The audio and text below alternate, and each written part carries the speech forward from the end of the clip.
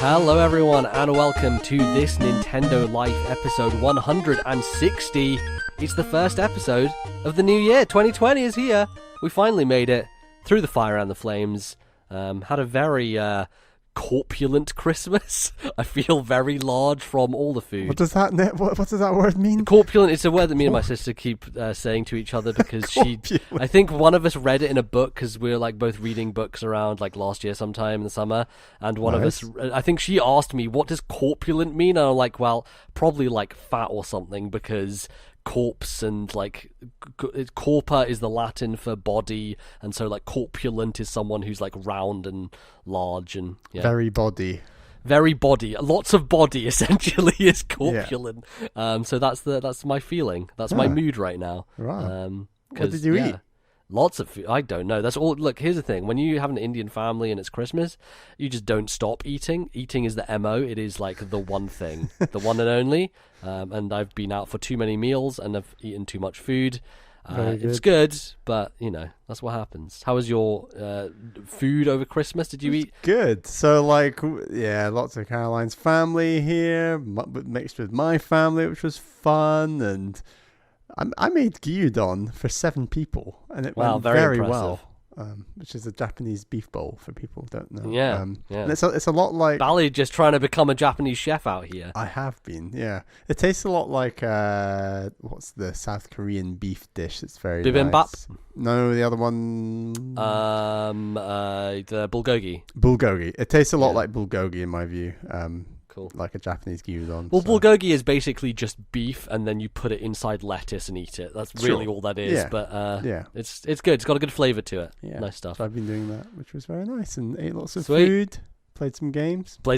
Yeah. It's a good Christmas time to dig into some video games. So before we talk about that, let's talk about everything that we're going to be discussing on the show this week. So for our first segment, we're going to be talking about the games that we have been playing, and then second segment is going to be an extended second segment with our predictions from last year, our new predictions for this year, 2020, and then your predictions that you sent to us for 2020. And we've even got a little thing on the end that we mentioned last week, which we are calling Game Trade. So Game Trade is basically I ask MBZ to play a game and he asks me to play a game, and we play those games basically. So we will reveal at the end of the show what games we have outlined for each other. For 2020. So that's one each for 2020. One each for 2020, although we'll beat it far sooner than the end of 2020. Hopefully, we're going to start them like now-ish. Yeah. Cool. Well, that said, let's jump into video games, and both of us spent a lot of time over the Christmas break listening to our favorite thing, Giant Bomb's Game of the Year, Spectacular, with their podcast and everything, and a game that was very highly discussed over that entire period was Outer Wilds, a game that came out like early-ish last year. It was more like February, March, and then it was October on PS4. Right, and it got a good amount of buzz around the time it came out, but I don't think it was until like the barrel towards the end of the year where Game of the Year lists are happening and people are talking about their favorite things. And Outer Wilds got a lot of play from a lot of people, and so Bally decided, hey, I'm going to pick up this video game and play through it. Yeah, I couldn't resist the amount of people were talking about this game. And before I go any further, I would say that I agree with everyone who sort of has been very secretive about this game, that I'm not going to spoil anything like major about the game, but if you don't even know how this game works or what you're meant to be doing, then I think it's more beneficial to just go in completely blind and kind of stop listening to what I'm about to say now, because I'm going to be talking about it in very general terms, and I'm sure a lot of people are on this level that I'm about to discuss, but I'm not going to give away anything like game changing, if that makes sense. So just a warning out there, like minor spoilers, I'd say. So first of all, the game did crash on me about 3 to 4 hours in. What a bummer, man. And it wiped so I should say the game crashed multiple times, but one of the times it crashed, the file corrupted and meant that now you know how it feels, Bally. Now you know what it's like. I had to start a new game, but in short, it shouldn't matter too much for this game because, for those who don't know, it's a 22-minute loop that you are constantly playing and replaying, and the loop ends when you die or 22 minutes is up and there's a supernova that will wipe your character out. I'm interested in your thoughts on this. Would you classify this as a roguelike? Oh, God. Or is it going beyond that? Is it doing something else? Because to me, it is more of a, I guess, story-driven to some extent. I mean, first and foremost, it's like an open-world game. Right. But I'd go with that before I'd say roguelike. But I guess it is a roguelike open-world game. And there's very few games like that out there.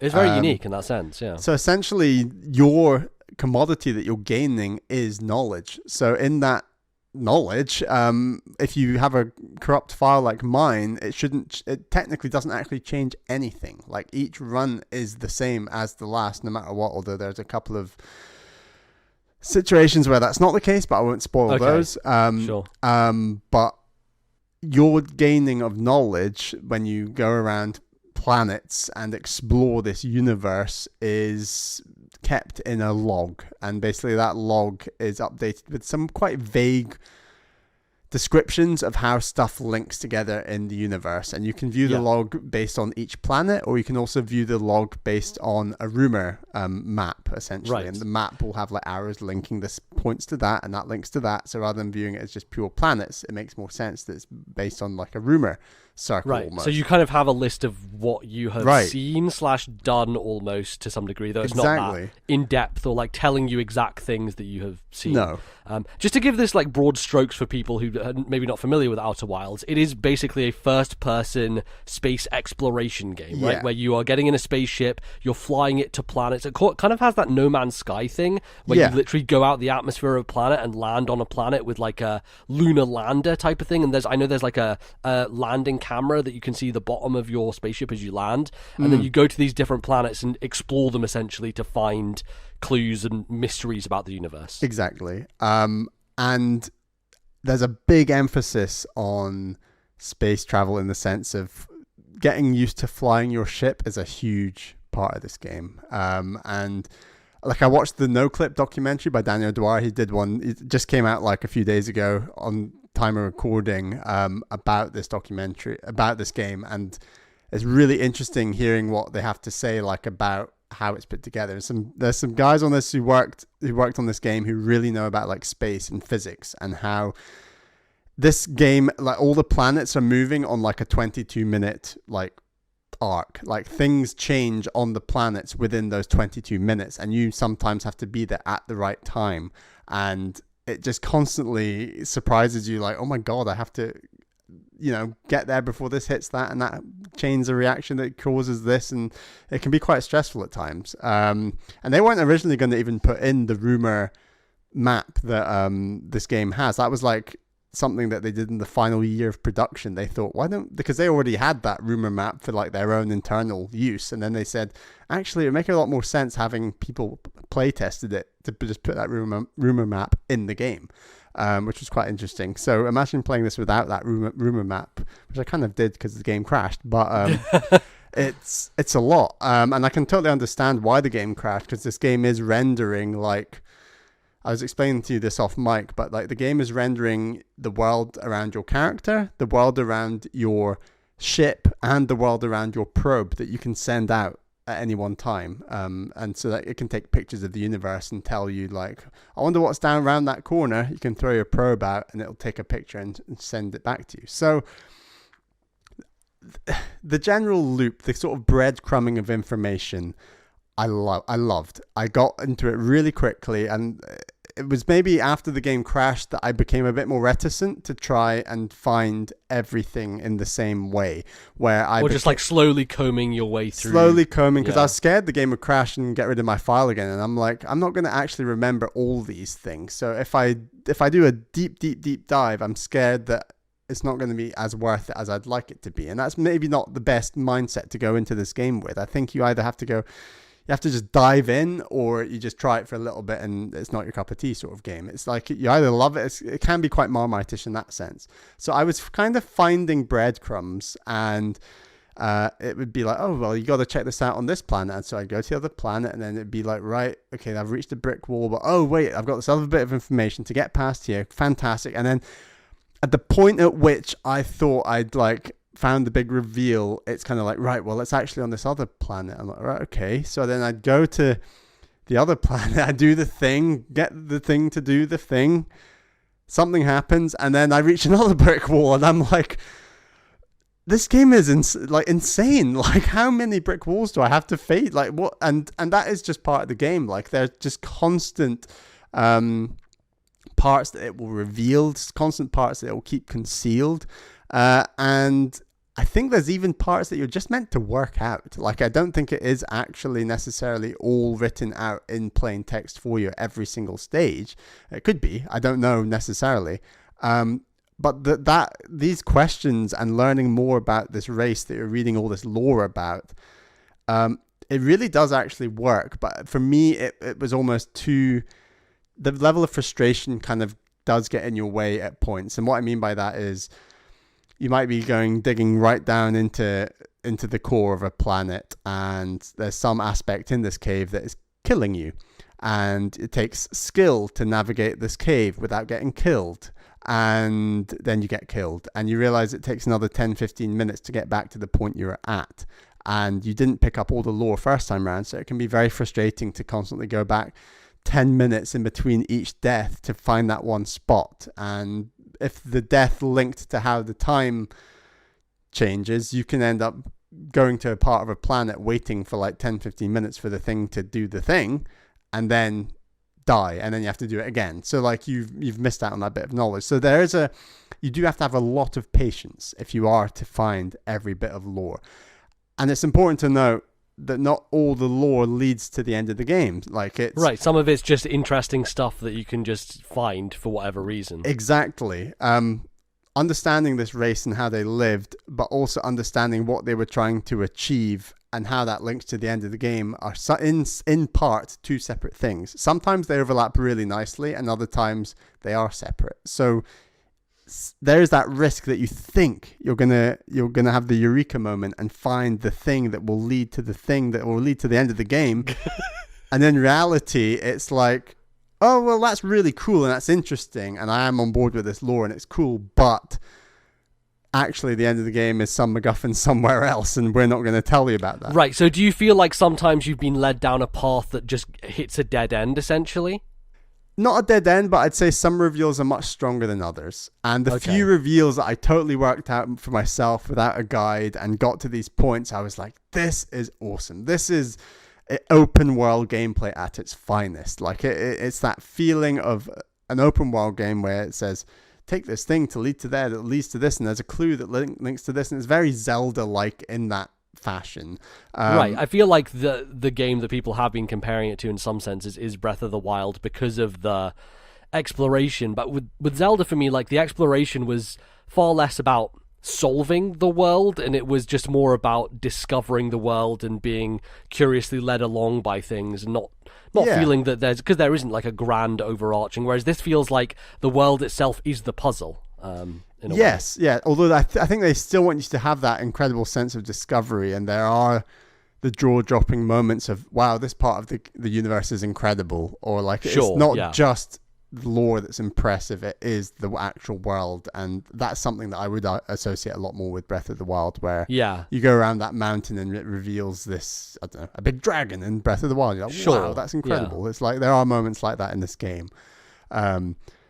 But it is just such an incredible game that I think is just it's just too highbrow for me almost. Like, it's too much. Like, I always think of myself in terms of video games. Like, I do like the fine steaks, I do like the fine wines, but in reality, I'm not. This is the foie gras, you might say, of like video games. It's like you've got to have a level of sophistication to get the most out of this game, and you got to have that patience and throw yourself into it. And it's just kind of like, I don't know. Well, we've also talked about in the past how you often get you have a short fuse for puzzles that you don't agree with, right? Like, sure. you will far less often be willing to sit there and just bang your, like, when it comes to action games or things like that. One of the famous moments of this podcast is how you beat Ridley in Super Metroid with like 3 fucking energy tanks, and you just like smashed your head against the wall before you did it.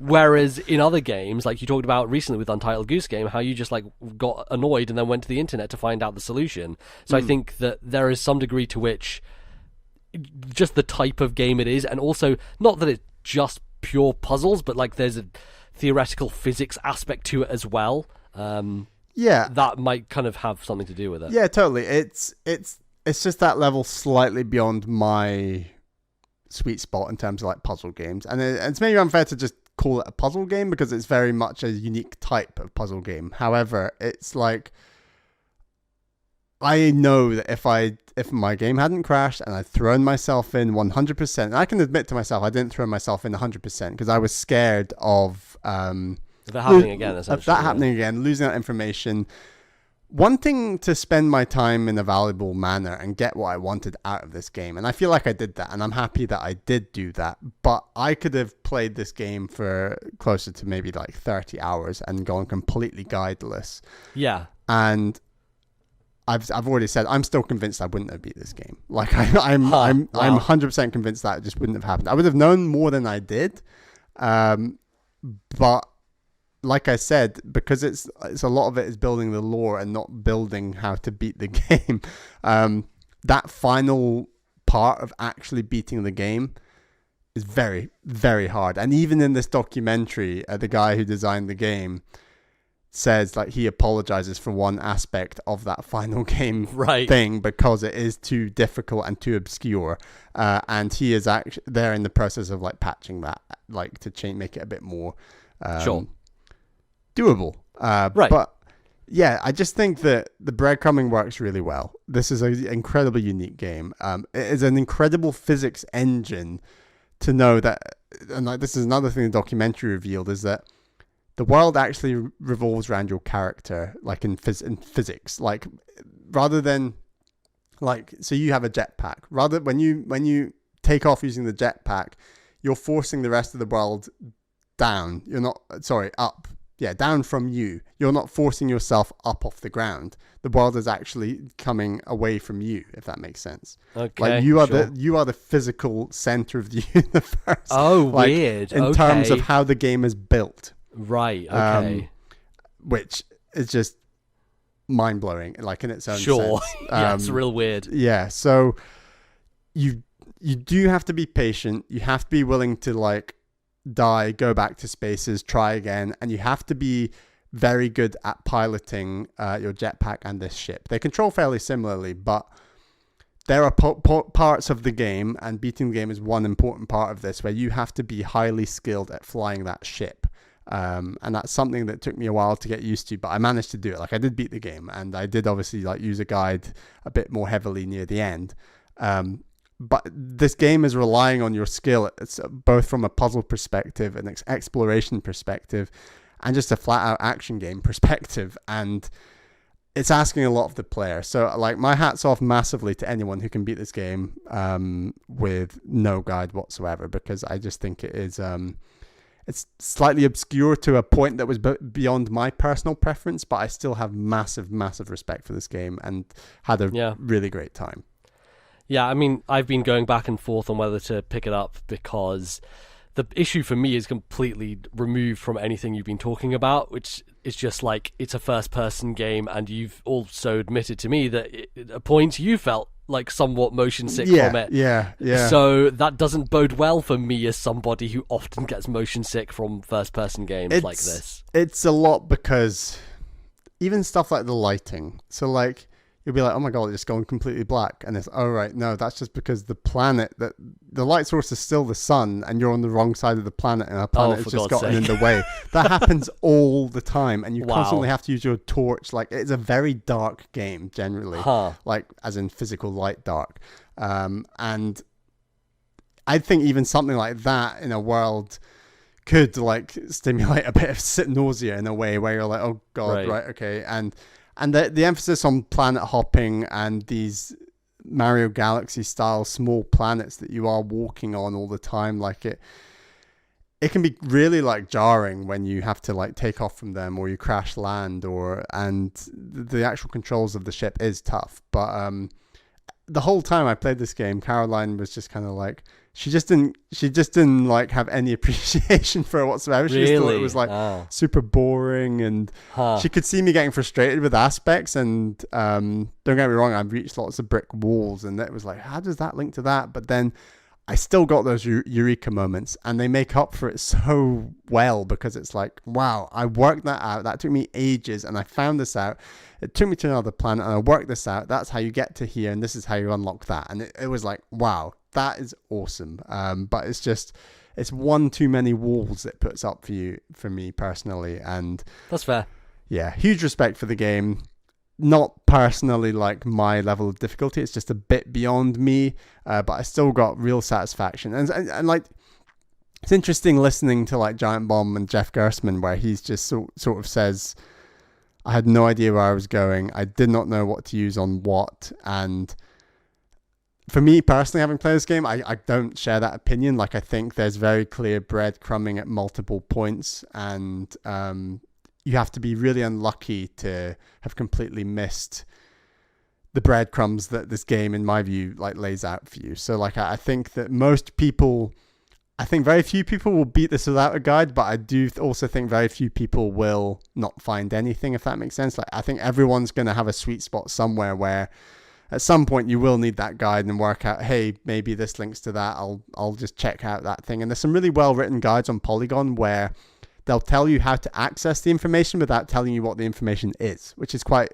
interesting, because like deliberately being spoiler free. Exactly. So often the two aren't linked. I mean, obviously sometimes they are, but it's a incredible, one of the most unique games of the last decade for me. Massive, like easily, like definitely. Does it stick the landing? And for me personally, no, but that's just my personal preference. But just had to get one of those puns in there at the end, didn't you? Just stick what puns? Stick the landing. But I totally get why people go so wild for this game. For God's sake! But it's not my.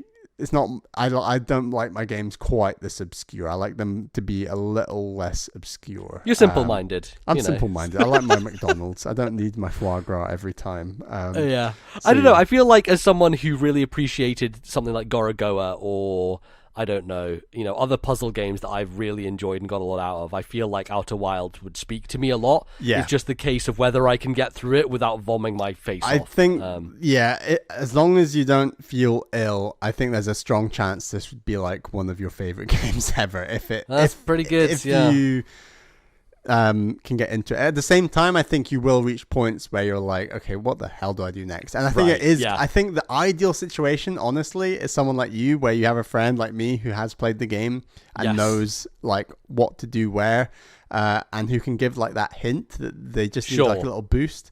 Because trying to look to the internet like I did for that little hint, that little boost, you're always going to like reveal a little bit more than you perhaps intended, or you're just one of those things you can't avoid. It's like when you play Final Fantasy VI and you go to the guide and it's like, well, there's this thing that happens in the middle of the game that just gets spoiled because of the title of the walkthrough. Right. Yeah. So I would highly recommend giving it a go. If you can avoid any sickness from it, I think you'll have a great time. And then when you just reach those brick walls, just like say, Bally, I've done this, this, and this.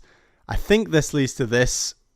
What should I do next, sort of thing? And I could be like, well, you need to go here and have a look at that or something. So I think those tales work so well with this game. Like, it's very much a playground, kind of that original Zelda style of like obscurity, but done in like such an incredible physics engine based open world, where these planets are constantly moving, everything is moving, and hence why the game crashes. It's Majora's Mask, right? Like, I think maybe that's also why Jeff didn't like it, because it is Majora's Mask. Yeah, totally. And I having watched the documentary, I totally understand why this game kept crashing on me, and I have huge respect for this game, and definitely give it a go when it comes to PC Game Pass, which I'm sure it will do at some point this year. So yeah, I feel like it will probably make it to Switch as well eventually. Yeah, I seems... think so. But the fact it's crashing on PS4 means maybe they just need to wait a bit before Switch. That's fine. They can optimize it. They'll get there. Definitely give it a go though, and I'm keen to know what you think about this one day.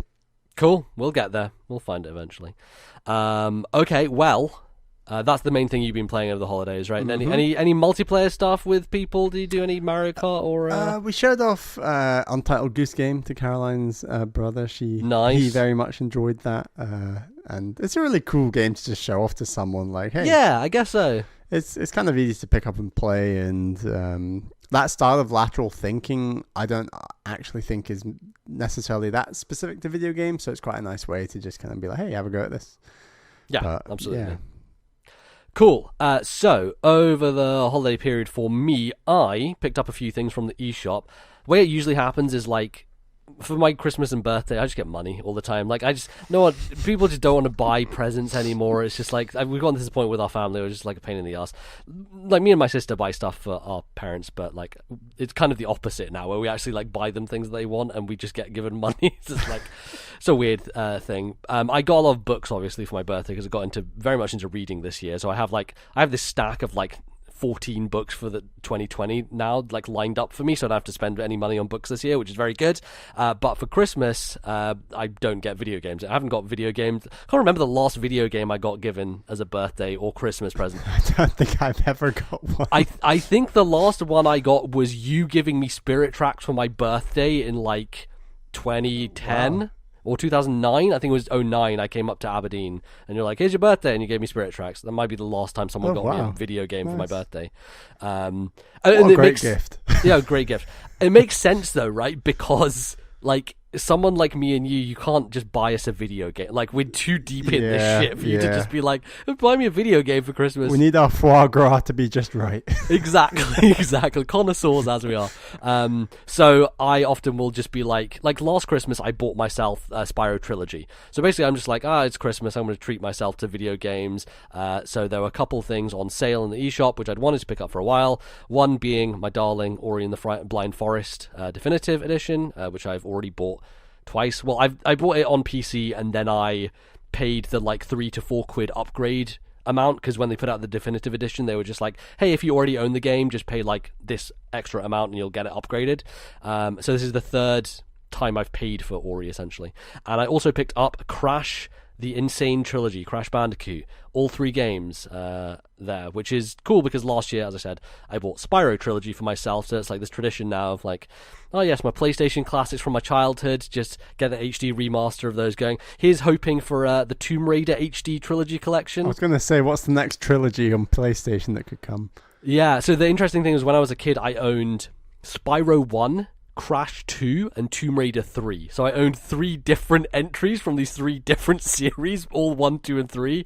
So like, obviously when I played Spyro, I just played through the whole of the first game, because that was the one I had most familiarity with. But Ori, I went through again for like the 7th, 8th time. I don't know, I've beat that game a bunch. 100%ed it. This time was interesting because I went through it deliberately. So the definitive edition is different from the original. I played the original like a few times before I played the definitive, and so I kind of had got in my mind like the way that game flowed, versus definitive edition has this extra area to it which you can access pretty early on.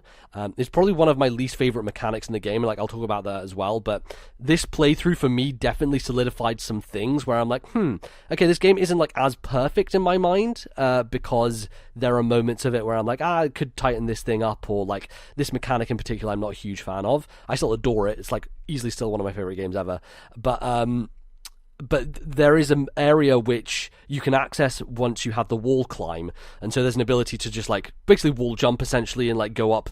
It's like the Super Meat Boy wall jump. You can jump up a single wall, you don't have to rebound between walls, which is one of the nice things I've liked about modern game design, is they've decided that you don't need to do the Samus like bouncing between them to get height or elevation. You can just bounce on the same wall and keep going up, and it works really well. So that area you can access is where you get the dash ability, which was a new ability added in the definitive edition that gives you even more like speed and momentum. And I've realized that like the thing I really love about Ori is when you get to the end of the game and you have everything, similar to like Metroid games where you have the screw attack and you're just bombing through the world. The 100% cleanup is my favorite thing about this game, because you have everything, you can use warp points to get wherever you go, and you are just soaring through enemies. Like, because you have bash gives you this momentum push, so that you come across enemies and you're like, bash off one, bash off another, dash, dash, dash, air dash, like do a feather jump where you're holding a feather to like hover over a canyon. It's just, there's a fluidity to it that's unlike anything else, which is one of the best aspects of it. But that entire area is something that I always left to the last minute. And it's interesting because on the skill tree, there is an ability that is air dash, but you don't actually have the ability to use the air dash unless you've unlocked the regular dash. So you need to go to the secret area, get the regular dash, and then go through the skill tree to unlock the air dash. So in some of my previous playthroughs, I would have gotten stuck partway through that skill tree because I didn't actually have that ability. So it was a bit actually, I guess it doesn't really stop you. Like, you have the ability, you just can't use it. And actually picking that up earlier on was interesting, because that entire area I remember going through usually late in the game, and I would often have abilities that wouldn't necessitate me using some of the earlier stuff you get. It's kind of like in Super Metroid how if you skip over the grapple beam because you got the space jump early, right? It means that you don't have to worry about like those annoying areas over the water where you're going towards the ghost ship, because I hate the grapple hook in Super Metroid. It's a pain in the ass. And so there is one ability that is, and they added this for the definitive edition, you basically throw this ball of light. It's like a projectile, essentially. So it's like, it actually does damage, which I think for the first time I realized, I'd never tried this before, but if you throw it at enemies, it actually damages them, so you can hit enemies on the ceiling and stuff, which are a little bit out of your range from your main weapon. But these projectiles can hit these kind of almost dead plants that set on fire in the environment, and they will often unlock doors or hidden entrances and things like that. But something I realized, and the game tells you about this, is you can throw one of those projectiles up in the air, and then you can jump and bash off your own projectile. So you can use it as a means to get up higher in the air before you even have the ability to do that in a lot of scenarios. And I wonder if that gets used in the speedrun at all, because it seems like an ability that could really break some parts of the game. But I found that really cool, and it was just a kind of an epiphany that I had when I was playing through this time. I was like, oh wow, I never kind of realized that before, because often when I got to that section in the game, I was already super powered up and I didn't even need to worry about it as a potential thing I could do. So yeah, it made that process a bit easier. But there are like areas in this game that I don't feel as positive about, and it is generally like anywhere that the game is slowing you down. So there's a mechanic which is there's this ball of light that you have to carry from this place to this place, and when you're carrying this ball of light, you're really slow. And you can't really jump properly. You can't use bash. Quite a common video game trope. It is, take yes. this from A to B, and it will hinder you in getting from A to B. Right. But like the thing that really sucks about this is because the rest of Ori is so fluid and fast that it feels like a left turn in the opposite direction. And the temple, like it's the second dungeon, which uses this mechanic most frequently. I just it's fine. Like I bear with it and it's okay. And there are some cool like gravity shifting puzzles that go on in that area, but I think just the general movement from place to place, and like sometimes I realize at this point that enemy placement has been very deliberate to be like screwing you over, and so just knowing that that's coming up and making a hard save beforehand, very important. When you play Ori, my advice to you, Bally, is just save as often as possible, because it's on you, right? Like you can save wherever you want. It is obviously you have to have the currency to do so, but like it's basically save stating, and it's kind of why I like this game so much, is because it gives you that freedom to make your saves wherever you want to.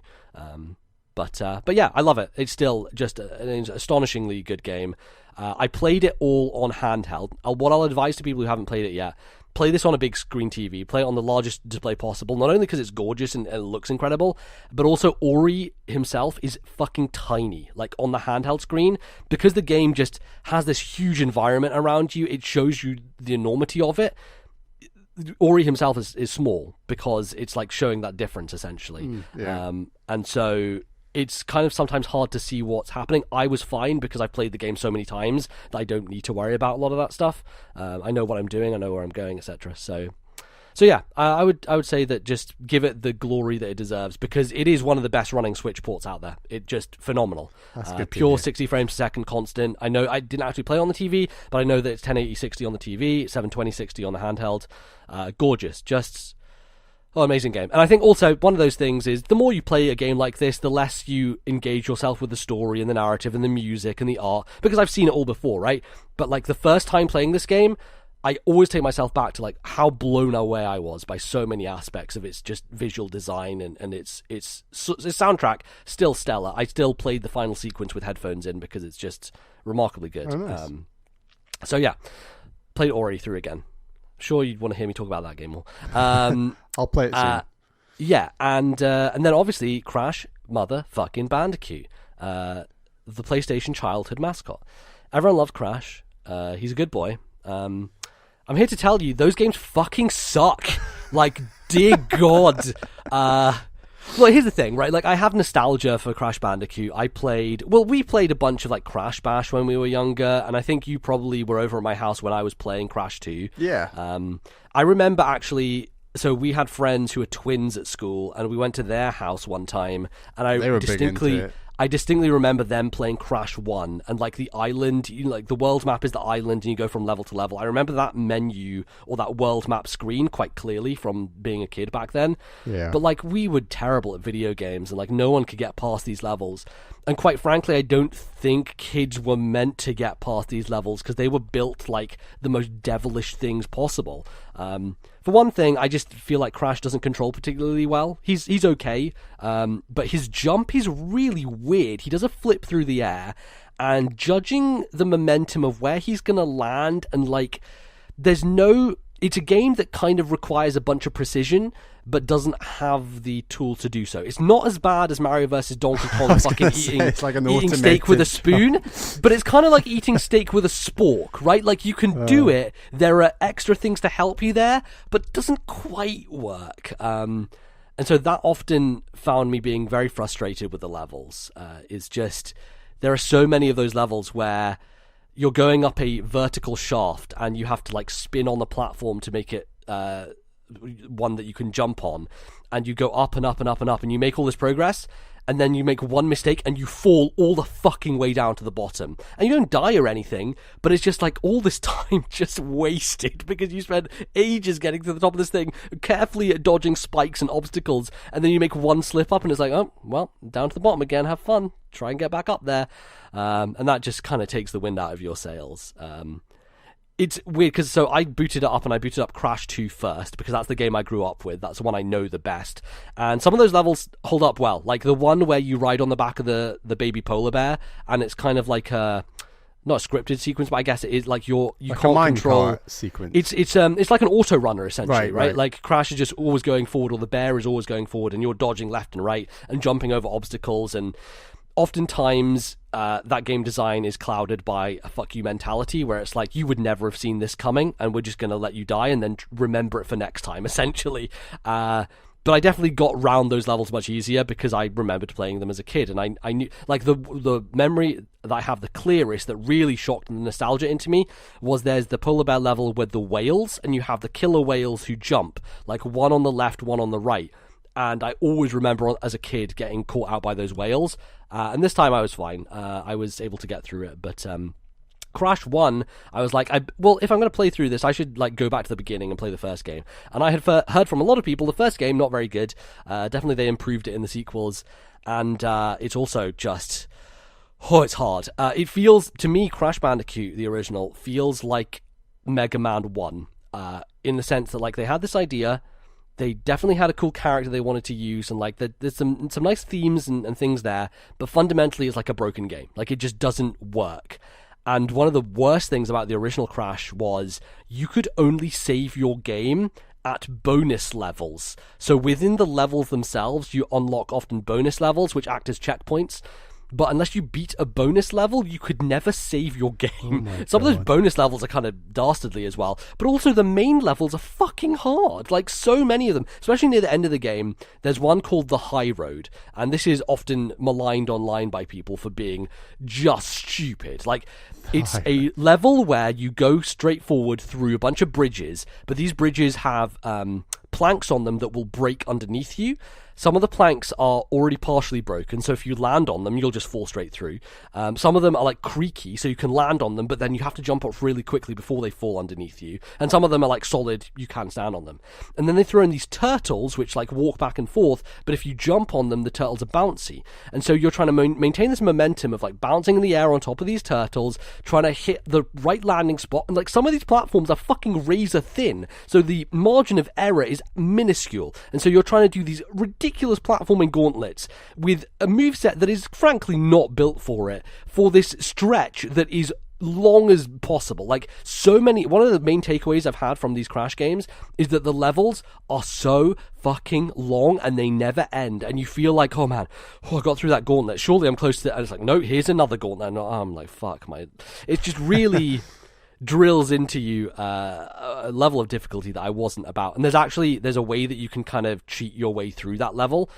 There are ropes on the bridges, and the ropes actually have a hitbox to them, so you can actually stand on the rope and just like carefully slowly move Crash over the rope and just avoid all of the pitfalls in the middle. So often I would just like cheat by just cheesing it and going along the rope on the bridge, and that level took me fucking so long to do.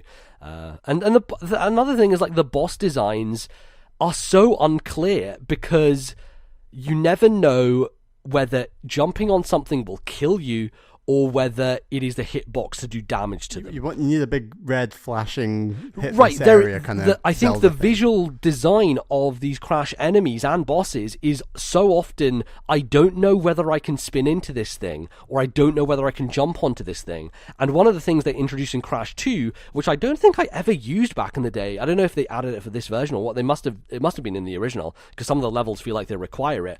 There is a slide. You can do like a slide across the ground with his feet forward, and that will take out certain enemies versus there's no other way to kill them. Finding that out, there's also like tech in this game, which I had no idea. If you slide, then jump, you do a long jump and Crash like extends his legs through the air. And I was like, wow, I never knew this existed. And the game doesn't tell you about it either. And yet there are some jumps in the game that outright require the use of this slide jump.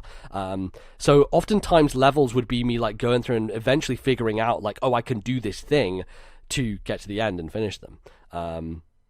So yeah, it's been a fucking odyssey. I've beaten Crash 1 and I've beaten Crash 2. I booted up Crash 3 yesterday. I played the first. How long did they take? They're short. Like you can get through them pretty easily. I'd say probably about 5 hours a piece for both of them. And a lot of that 5 hours is spent just like reloading and retrying and dying, and because there's not a huge amount of levels, right? There's, I don't know, 25, 30 levels per game. It's not long, but a lot of the longevity in Crash, like a lot of games back then, was we've got hidden gems. Also, Crash 1 does a funny thing where boxes are a thing. You know, like you hit boxes in Crash and you get Wumpa fruits out of them. At the end of the level, if you've missed any boxes, they just start falling on Crash's head. And by the end, like, if you've missed a ton of boxes, he'll just, like, get flattened by them, and it's just this animation of Crash just, like, lying on the ground as boxes just pummel him to death, and there's, like, 40, 50 boxes just falling on him. It's very funny. I don't... That doesn't count as a death, does it? That's, like... No, that's the end of the level. Okay. It's just, like, just a joke, essentially, beating you down with, like, you suck at this game. Look how many boxes you missed, and now we're going to kill Crash with all these boxes. So yeah, it's a weird school of game design that I'm so glad has been evolved, and like we have kind of moved on from it now, and we kind of understand that you don't need to beat the player over the head with horribly difficult level design. And I think one of the weirdest thing is the steepness of the difficulty, like, because Crash 1 starts out okay, same with the second game. Third game actually so far has been the easiest, and I think a lot of people call Crash 3 the best of the trilogy, and so far that has bared out for me. It definitely seems like a more well-designed game. The levels feel a bit wider, because a lot of the level design in the original Crash games was quite like constricted. Like, you were on a linear path, but like the amount of space you had in between the left and right parts of the screen was quite narrow. And so often if like an enemy was coming towards you, you would have to engage with that enemy. In Crash 3 so far, I found that sometimes you can kind of just go around the enemy and ignore them, which to some degree is also bad game design, but it also means I don't have to worry about accidentally dying. Especially when the hitboxes are just complete fucking garbage. Like, sometimes you'll just try and spin something, and it will be like, you will be like exactly on the enemy and it still won't hit them. And I'm like, what? This doesn't make any sense. Do you think any of these aspects were worse with the original game, though? Like, this might be after they've improved some of these aspects. So apparently, and I remember reading about this at the time when the game came out, and someone reminded me of it on Twitter. Apparently, the games are harder than they used to be because they changed some stuff with either the animation or the hitboxes that made it so Crash 1, the remake, is actually harder than the original Crash 1. Weird. But the thing that mitigates that, of course, is autosave now. So every time you beat a level, it saves, so you don't have to worry about huge. Yeah. the nonsense, which is huge. Absolutely, it's enormous, and it really changes things. So yeah, it's been. No, here's the weird thing. I've had a fucking great time. Like, I come here and I tell you, these games suck. They are really bad, and there's so much wrong with them. And yet I'm just constantly picking up my Switch and like, I'll play a couple levels, you know? And I think that speaks to the power of nostalgia more than anything else. Because I think, had I not grown up with Crash Bandicoot, I don't know if I would have given it the time of day. Like, I feel like it would have been one of those things where I'd be like, no, fuck you. But there is kind of this...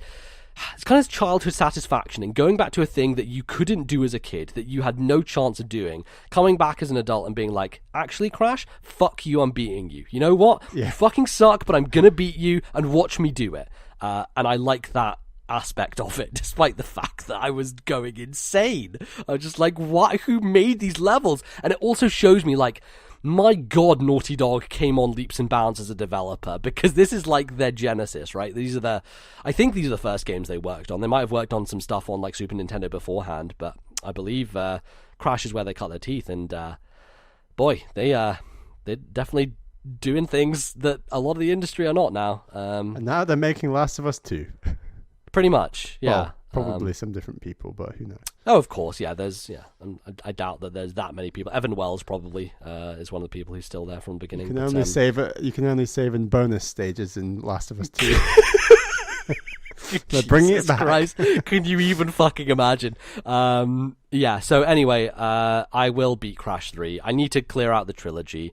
It's weird, because like, I was having such a better time with Spyro, and yet I only beat Spyro 1, and then I was like, I'll get to 2 and 3 later. But for whatever reason, like, there's momentum carrying me through these Crash games. They sound like longer games, Spyro, compared to Crash. I think Spyro probably, because also I 100%ed Spyro 1, and so I really loved it, so I was just going the whole hog with it, got the platinum and everything, and Spyro 2, I do have good memories of. I will go back to it, and I do want to finish out that trilogy too. But I think another thing is I kind of have the muscle memory down for the bullshit of Crash now. And I don't want to lose that, so I'm just like, while I have it here, I just want to barrel through all 3 games and just finish them off. So yeah.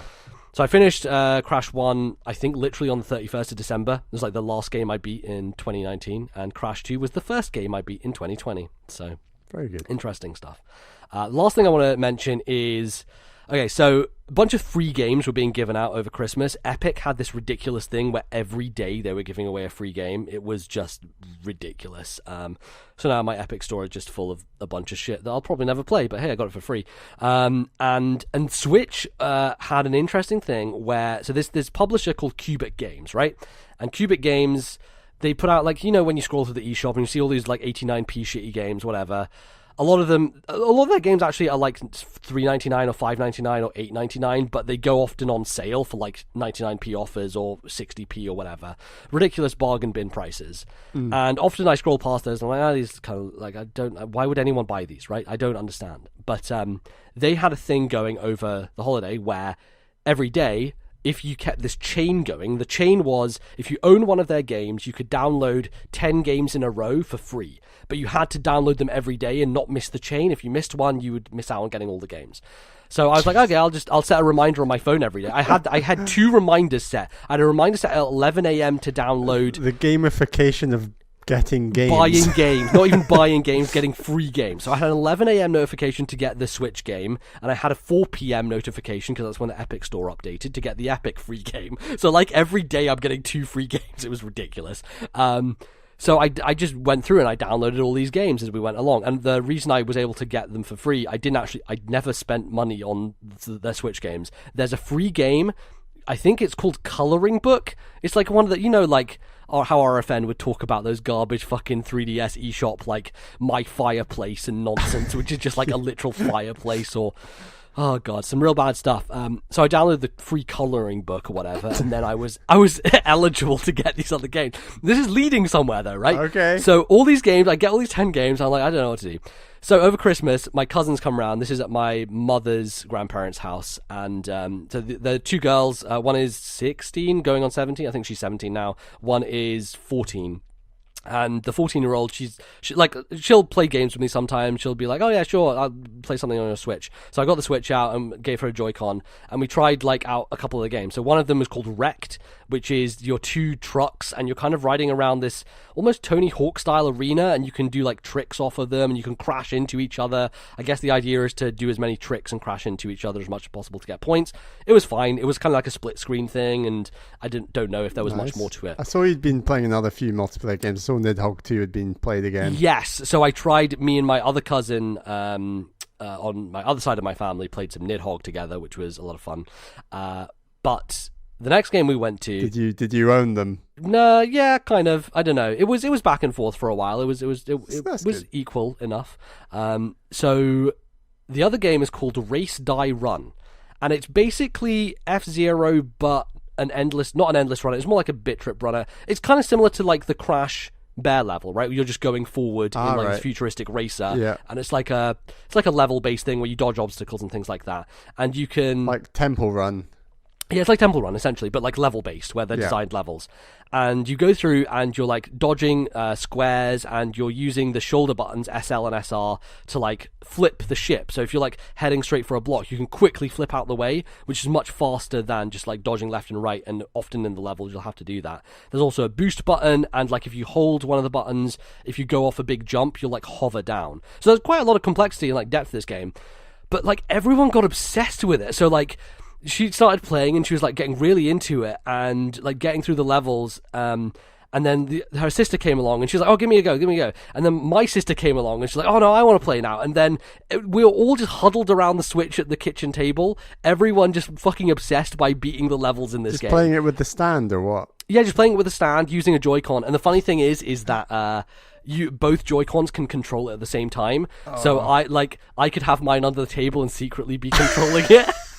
And one of the times that the older cousin, she beat the level, she was so impressed by herself, because she was doing really badly before, and then I pull the controller from out under the table, and I secretly reveal I'd been controlling it the whole time, and actually been putting her on the right track. So that was pretty funny. The game runs at a flawless 60 frames per second. It looks pretty good. It's a lot of fun. I don't know. I was really surprised by how competent, and it's not mobile game level of design. It actually had some pretty interesting levels, and it was just kind of run to run. RaceDieRun. Yeah, RaceDieRun. It's probably still in the sale. I'm not gonna say go and pick it out as the greatest game ever, but we had a great time with it. I had a blast, and I think I'll go back to it at some point to play a bit more. It is one of those one more time games where you get who has the current high score though. Well, there's no high scores. It's level based. So we got through the first 10 levels or so, and I don't know how many there are. But it does the Cuphead thing, where it shows you how close you were to the end, which is clever. And I was like, wow, this is a really well made thing. And I think I might jump in and just do a quick roundup maybe next time, just check out all those games, see if there's anything worth talking about, because I kind of just downloaded them because they were free, and I didn't really have any intention of playing them, but I was I loaded that one up because I thought it looked like F-Zero, so I thought it might be a racing game we could play together. It turned out it wasn't a game we could play together, but it was a really good game for multiple people to watch each other play, and then be oh no, let me do it, I can play better than you. It was great. So yeah, surprise hit of Christmas. RaceDieRun on the Switch eShop. So random. Very random, very weird. But yeah, cool stuff. All right, I think that is going to do us. Thank you, everybody, for being here for the first episode. We're not done yet. We've got a bunch more to talk about. Our predictions for 2020. So don't go anywhere. We'll be back after the break with those. See you in a sec.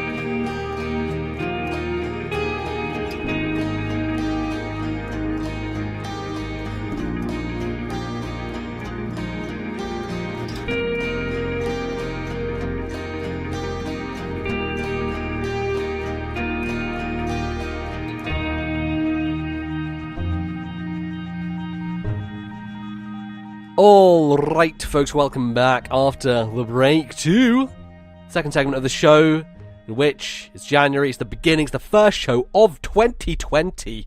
We're here to discuss predictions for Nintendo for the entire year. A fun tradition that we have upheld. We kind of have these this string of shows throughout December to January, where it's Game of the Year Part 1, Game of the Year Part 2, and then predictions. And I enjoy it. I think it's a thing that I always want podcasts to do, and then sometimes they don't do it, and I'm like, why doesn't everyone do predictions? It's a fun, stupid way to talk about the year and what's going to happen. So that's what we're doing, and we have a bit of an outline for the three different parts of our predictions that we're going to do. So Bally, do you want to tell everyone how it's going to work? Sure. So first part, we're going to talk about our predictions from last year in 2019, see how many points we racked up this time. Then we're going to do our own predictions. And then finally, we're going to read out a lot of the predictions that you have sent us on Discord. Absolutely. So lots of things to discuss and get into. Bally, I haven't looked at my 2019 predictions since we made them a year ago, so I have no idea what I talked about or what I predicted. And I was worried that when I was doing mine this year, that I would overlap with ones that I had done before. But hopefully that hasn't been the case. So yeah, let's tell me. Let's start with my predictions. I want to hear what I said, the nonsense that came out of my mouth. First prediction, you thought the Smash character reveal would be the Contra Boys. Oh. It's still possible, man. We still got one DLC character before February, I'm just telling you. And you also said new 2B from Nier Automata. Yeah, 2B would be a character as a downloadable character. Yeah, that hasn't happened. It still could happen. More late third-party ports are coming to the Switch. The major ones will be Persona 5. Morgana will get a dumb Pikachu outfit. Nier Automata. I can never say that word. Automata. With motion controls. Soul Calibur 6 with Link returning as a bonus character for the Switch port. Monster Hunter World with Nintendo outfits. See, these are all great ideas that I just wow, I had some great ideas that should have happened. I mean, there was a moment in 2019 where Persona 5 was coming to the Switch. And then people thought it was because they announced, they said Persona 5S, and everyone was like, what the fuck is Persona 5S? It has to be the Switch version, right? And everyone was holding their breath for it. And they're like, oh no, it's a fucking Dynasty Warriors game that's coming to Switch as well, but it's actually not the real Persona 5. I feel like we are now at this point in time where it is 100% certain and set in stone. Sony have just paid Atlas and they are not letting go of Persona. It was basically a PlayStation exclusive at this point, and it's smart of Sony to do that, honestly, because otherwise, Persona would sell bonkers on Switch. It would just do gangbusters. So it's a bummer, but Sony have made a smart play by keeping that series exclusive to themselves, essentially. Unfortunate as that is for people who want to play this 90-hour JRPG on a thing that's not a home console, but that's the way it is. Your third prediction was Metroid Prime 4 will have the most teasiest of teasers at E3 2019 and will be announced for 2020 release date. It will have a subtitle like Echoes and Corruption, but this will be brought back from a previous project, Dread. The trailer will be more horror-esque and will make Bally not want to play it anymore because it looks so scary.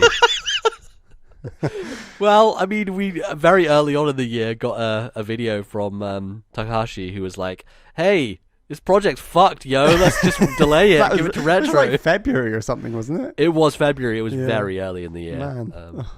What a start So to the year that was. roll on 2024 for Metroid Prime 4, right? Maybe. Maybe 2023. Number 4 was Cube Boy. Box Boy is finally going 3D and will be the start of a new series on Switch after they inevitably released the Box Boy Trilogy. The game will work similar to Super Paper Mario, where you have to rotate between 2D and 3D to solve puzzles. Well, we did get a new Box Boy game, which was... So that was a new game with a few repeated levels, I still don't know what Box Boy and Box Girl is. I think it's actually a new game, which is why I should probably play that at some point later in this year, pick it up, because I'm a huge Box Boy fan. I love all those games, and I know you kind of got sick of the formula after the second game, but I'm just fucking lapping it up. I would absolutely play another Box Boy, so yeah, I'll play that probably. Unfortunately, my great idea didn't come true, but was it ever going to come true? Probably not. It's just good idea. All these good ideas I have, Nintendo. Why don't you listen to our podcast? Take all our ideas. You got a final silly one from last year. Yeah, as if all those other ones weren't silly. Which is the most realistic of the lot, actually. Yeah. Number 5. A new Legend of Zelda game will be announced based on the world of Breath of the Wild, but will be an online multiplayer game. People can explore the world cooperatively, and there will be a bunch of other players. The game map will be largely the same, but will be based on the past when society still existed and wasn't destroyed. Oh, wow. I mean, that might actually be totally on the nose. No, well, I think, not to spoil any predictions that people might have or anything, or you might have, but I do think that there is going to be some sort of character swapping going on in this game at the very least, right? I think Nintendo have heard people cry out about playable Zelda for long enough now that surely they must be thinking, we've got to let Zelda be playable in this game. We've got Link and Zelda in the Breath of the Wild 2 trailer. It seems a bit obvious, seemingly something happens to Link. I don't know if you'll play as Zelda to start with and then switch to Link, but I feel like because they're Nintendo and they're well, we can't have a Zelda game where you don't play as Link. You're going to play as Link, but also you can play as Zelda. And to what degree that is, whether it's a Luigi's Mansion 3 situation where you can play the whole game co-op with the two characters. She just pops out of Link and yes. It's made of goo and you can get hit by a Goo Zelda. Please someone make that prediction, for God's Goo sake. Zelda. Jesus. Oh dear. Yeah, well, I mean, there were elements of that prediction that were correct because we did get a new Zelda. Yeah, you can have half point out of 5. Solid. Sure. There we go. Yeah. Shall we do Alit T's predictions? Oh God, sure. I remember. Yeah. So last time we did this show, our good friend, old pal Alit T was in town with Bally, and he hopped on the mic to do this show with us. So he's got some very brief predictions. Number 1, Diamond and Pearl remake. Well, that could definitely happen this year. Could do. I think. Number 2, a Castlevania game. Just call it Castlegamia, please. Castlegamia. I think he meant an actual Castlevania game, and I guess that wasn't ever going to happen. Yeah, well, I don't know. I feel like Konami are probably in the market to just put out some bullshit like Contra Road Core. Which... it's Konami. I think Alit T meant Castlevania Pachinko game is what he meant. Oh, yes, of course. Yeah, no, clearly, yeah. Number 3 was a new IP for mobile. I don't know who he intends. I assume he means from Nintendo. But from Nintendo, yeah. Who knows? I mean, Dragalia Lost was the last new IP they did for mobile. It's the only new IP they've done for mobile, and that came out a couple of years ago. Yeah, so they're in a weird place with all that stuff, aren't they? It's weird. Yeah, Mario Kart came out, fucking garbage piece of trash. Ooh. Don't even want to talk about it. It's horrible. Number 4, big third-party developer ports to Switch. Which ones? Who nice knows? And vague again from Alit T. Nice and vague. What were the big ones we had in 2019? I guess Witcher 3 was that. Witcher 3 was huge. Absolutely, huge. Yes. Huge surprise. Overwatch was another big one. Overwatch. Those were the two major ones, I think. And his 5th, more silly prediction was Panty Party wins Game of the Year and is the best-selling Switch game. Sure. Very good. Solid humour from Alit T. Yeah, absolutely. Just cracking it. My predictions. Metroid Prime 4 will not come out in 2019. As a result, Nintendo will release Metroid Prime Trilogy at the end of the summer on Switch. Also, very likely some sort of 3D Zelda or 3D Mario remake. Some sort of collection, as there will be no new 3D Mario, Metroid, Zelda coming out in 2019. Is that one prediction? Because that feels like 3 predictions. It was covering my bases for there's got to be some sort of remake released, of one of these 3 major titles, because at that point in time there wasn't a single Mario, Zelda, or Metroid game announced for 2019. Yes. Yeah. And they did. They put out a Link's Awakening remake. It wasn't a 3D Zelda remake, but sure. As there continues to be clamour for more retro games on Switch in the new online service, Nintendo will stick to their classics plan, and the Game Boy Classic will come out around September. Will be announced in a pre-E3 Direct, similar way to Tetris Effect taking off this year. People will lap it up. Also, original Pokemon games on the system in line with Detective Pikachu coming out. This could be huge. Yeah. I mean, they did do a Tetris thing tied into their online, which was Tetris 99, but it wasn't the Game Boy Classic Tetris. So SNES Classic came out in 2017, I want to say. NES, you mean? No, Super NES, wasn't that Super NES came out last year. Oh, you mean the Classic. I was thinking about Nintendo Switch Online Super Nintendo, which was last year. Yeah, sorry, I meant the hard box. Yes, the physical thing. It was 2017. I think that was 2017. Maybe it was 2018. I can't recall exactly. Either way, it's been a while, so... yeah, and I don't know if that's the route they want to go down anymore. I feel like now that they have a much stronger product... Because, if you think about it, NES... Classic was born of an era before Switch, right? It came out and Nintendo were like, well, we need to sell things and hardware, so how about we put this thing out? And then they probably were in the development stage on a second one, which was the Super Nintendo one. But by the time Super Nintendo one came out, the Switch was already out and kind of doing gangbusters, so they didn't really need to rely on it anymore, because now they have a real console, where they can actually put their games and get people to sign up to a subscription service to get access to all those old games as well. So... As little as they are putting out on those services, and as frustrating as that can be for us, who have had to endure years and years of waiting for Nintendo to add things to online systems for their old games, and always doing it at the latest possible moment, it's kind of their MO at this point, and it's kind of the way it is, so... I said that 2019 would be the year we finally find out what Retro is working on at E3, and it was going to be Star Fox Grand Prix. It will be a pre-holiday 2019 slot and playable at E3. Another use of Nintendo Online. A new character from this game will be one of the Final Smash DLC characters. Well, we now have more DLC characters, so who knows? Well, we did get a game that Retro is working on announced, but it had already been announced. And it was Metro Prime 4. I've given up on the dream, Bally. I feel like Retro had been working on something for years and it's just been cancelled. I have zero belief that we are ever going to see anything. I think there's 100% outside. Something in between Tropical Freeze there and is. Prime 4, guarantee they definitely. were working on something, but at this point in time, they must have canned it. It must have been development hell and something didn't happen right, and it's just not... Because, why would it not be out by this point? It's kind of crazy. So, yeah, I'm pretty much... The dream is dead for me with Retro. I don't have any faith in them putting out anything that isn't Metro Prime 4 in the next 3 years or so. So, yes. As I said, in 2018, this is me talking in 2019, the start of 2019, a new Zelda game not including remakes has come out at least every other year since 1998. Even if there's some sort of 3D remake, there will be a brand new 2D Zelda coming to Switch. Could be showed off for the first time in a January Direct, like Link Between Worlds has been 6 years since a 2D Zelda, got to be due this year. So it did come, it was a remake, it wasn't original. So that is actually then, it's official that it's the first time since 1998 Nintendo have broken their cycle where there's been not including remakes in original Zelda every other year, more or less. No, it's never been original. It's always been a Zelda product, because there were years, there's never been original Zelda every year. That's ridiculous. That's never happened. Every other year. Every other year there's been an original Zelda? I did get this stat doubt that is somewhere. true. Let me have a quick can't look. believe that is true. Because that sounds ridiculous. Because you think about it, right? You had Link Between Worlds, which was 2013, and then Breath of the Wild was 2017. Those were the most recent original Zelda games. Sure, Triforce Heroes is thrown in there, but that's not a traditional Zelda So we're game. now in 2020, but going back to 2017, you had Breath of the Wild.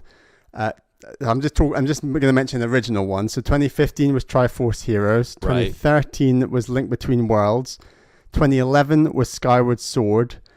2009 was Spirit Tracks. 2007 was Phantom Hourglass. 2006 was Twilight Princess. 2004 was Minish Cap, as well as Four Swords Adventure. 2002 was Wind Waker.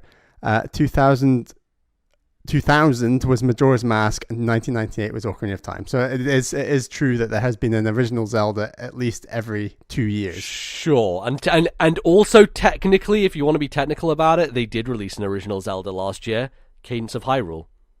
Technically. Oh, Look, if you're counting fucking Triforce Heroes, you're counting Cadence of... I think Triforce Heroes is more of a Zelda game than Cadence of Hyrule. Absolutely not. Absolutely not. They are both equally as Zelda as each other. That is some hot bullshit. Just because it was developed by an indie studio, you're not going to count it?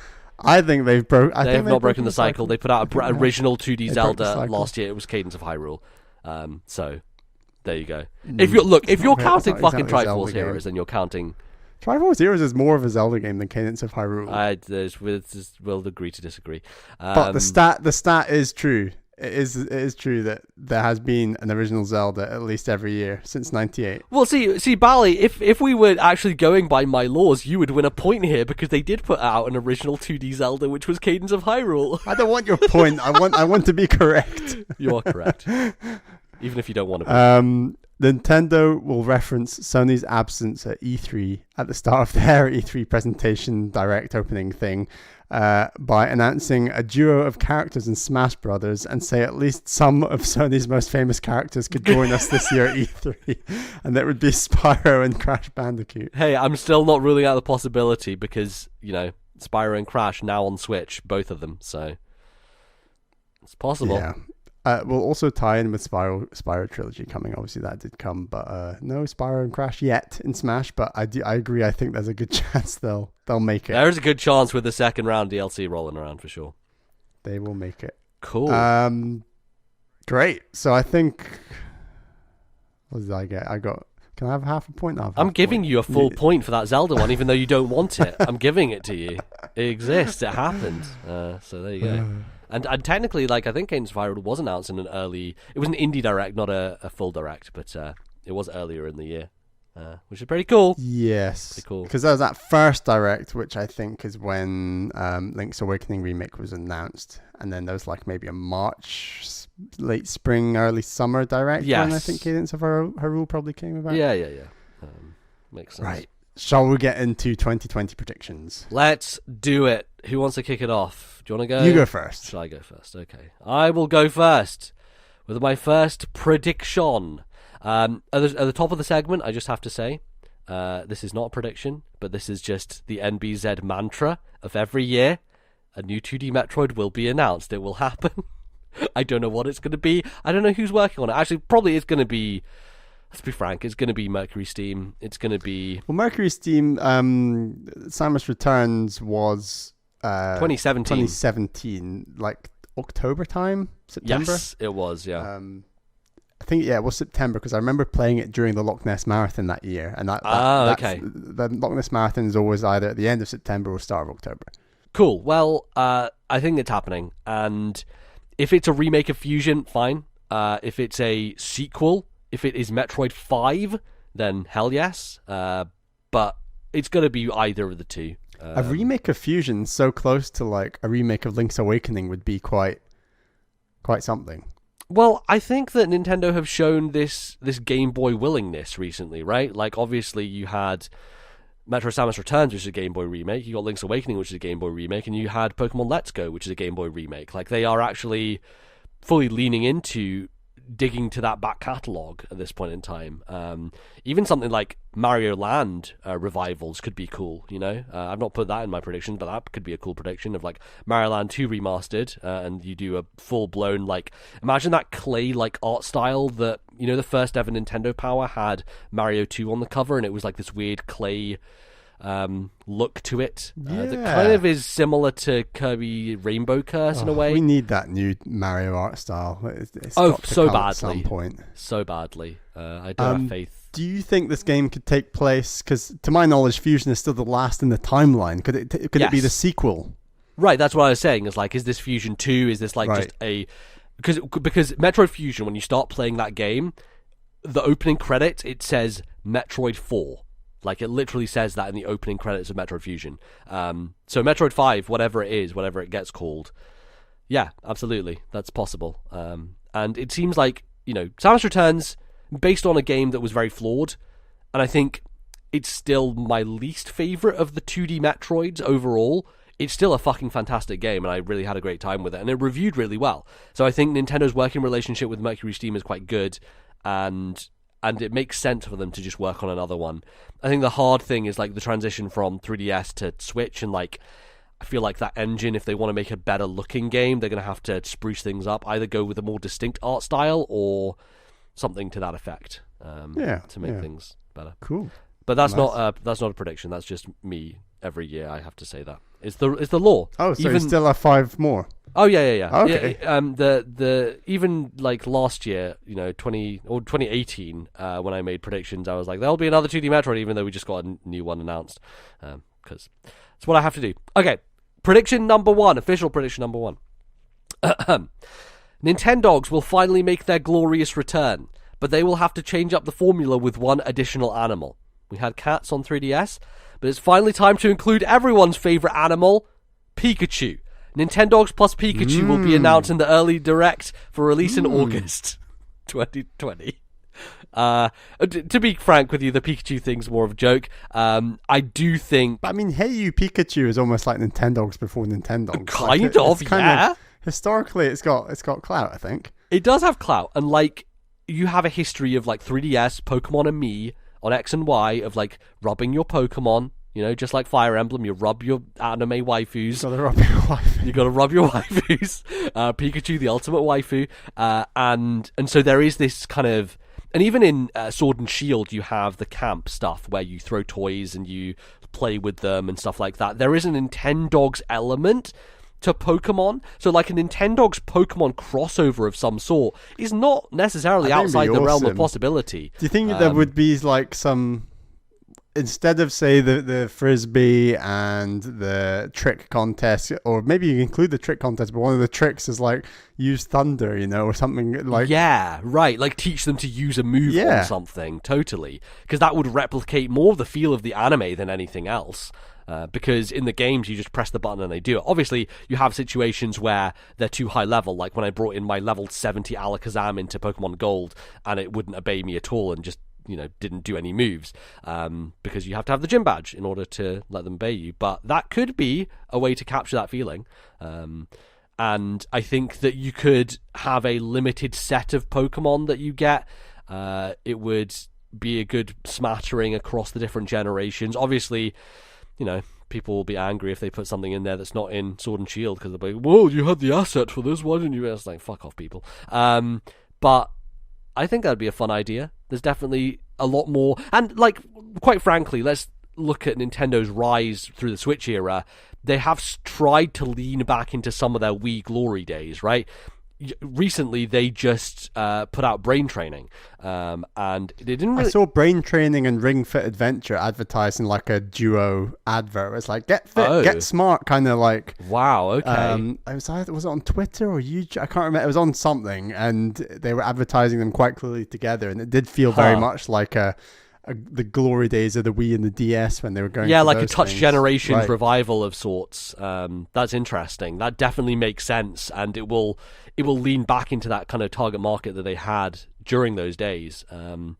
So yeah, that is the case, right? We have, obviously, the system launched with 1-2 Switch, which was kind of trying to do the party game thing, but didn't quite succeed. Yeah, and we've discussed this before, but we sort of said, like, Nintendo are always going to at least attempt to, entice that market, because when it bites, it has the potential to bite like crazy, obviously with Wii Sports and stuff. So, like, I think that they'll never... Since the success of the Wii and the DS with those types of games, they're never going to like completely rule it out as like not even trying to go for that market. Yeah, 100%. So I think, yes, this sounds like a stupid idea, but also you think about it and you have Nintendogs, which is this very well-known brand and also widely appealing to a huge amount of people. Pokemon, one of the biggest IP in the history of the universe. You put them together, I like that. It seems like magic. Seems like a match made in heaven, honestly, to me. But totally. Again, you have to get the right people talking to each other. When's it coming out? I said August. Wow. I said like it'll so be announced. It'll be announced soon then. Yeah, it's going to be in the January/February direct, whenever that comes, and it'll be a surprise announcement. It'll come out end of the summer for some nice, Sweet. chill, cozy winter vibes Very good. with Nintendogs.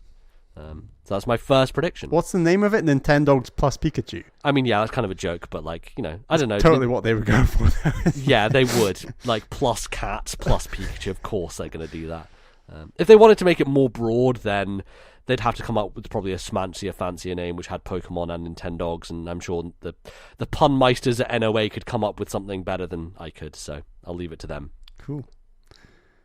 Right, well, mine's a very boring prediction, but we've got to cover it. Breath of the Wild 2. Okay, what's the situation? I need some hard facts, hard details, because saying Breath of the Wild 2 is coming out is not enough for me. I need some more. It's going to come out in spring 2021. I think it will be the focus of E3 2020, and that will be complete with a trailer and playable on the show floor. Okay. I think so. A repeat of 2016, more or less, for Breath of the Wild. Yeah. Right. I think we'll see a new world map, and it's going to be a much larger map, new ways of traversal, and the main way that you will newly traverse this world, we're going completely JRPG. We're going for an airship. Oh, hell yes. Link is going to have his own airship, and this is going to be like, think King of Red Lions, but bigger. This is your base. This has like storage areas and like rooms and different floors, and like it's a big thing. It's like your house. It's like your house that's essentially moving with you, and obviously you can like still collect weapons, put them on the walls. And the world is going to be much bigger, and there's going to be more islands again. Not quite like Wind Waker, because I think there's going to be substantial amounts of land mass as well. But think bold, think big, and you got to traverse with an airship. It's also even stables for Epona on your airship, and you can like house your horses on your airship. I was just about like, you could have started talking about like Battle Royale now, and like they're going to add a mode on, which is 20 fucking Eponas drop from the sky, and it's just like horse Battle Royale in Breath of the Wild. But I mean, when you've traversed the water on your airship, and then you land, you got to ride Epona or any other horse you might capture, just like the last game, around the field. So yeah, I just think that open it up. As open as Breath of the Wild was, but they're going to go bigger and better. Why not? Yeah, I mean, bigger is not always better, but for me, like the world that they showed in that trailer was the same one. So I'm wondering, like, how do they expand that? Do they keep tenants of the same world and just, you know, because you like get to the edge of the borders, right? You get to the edge of the borders of that world, and you can see like hills in the distance. Exactly. You can see like where they could expand it into. Yeah.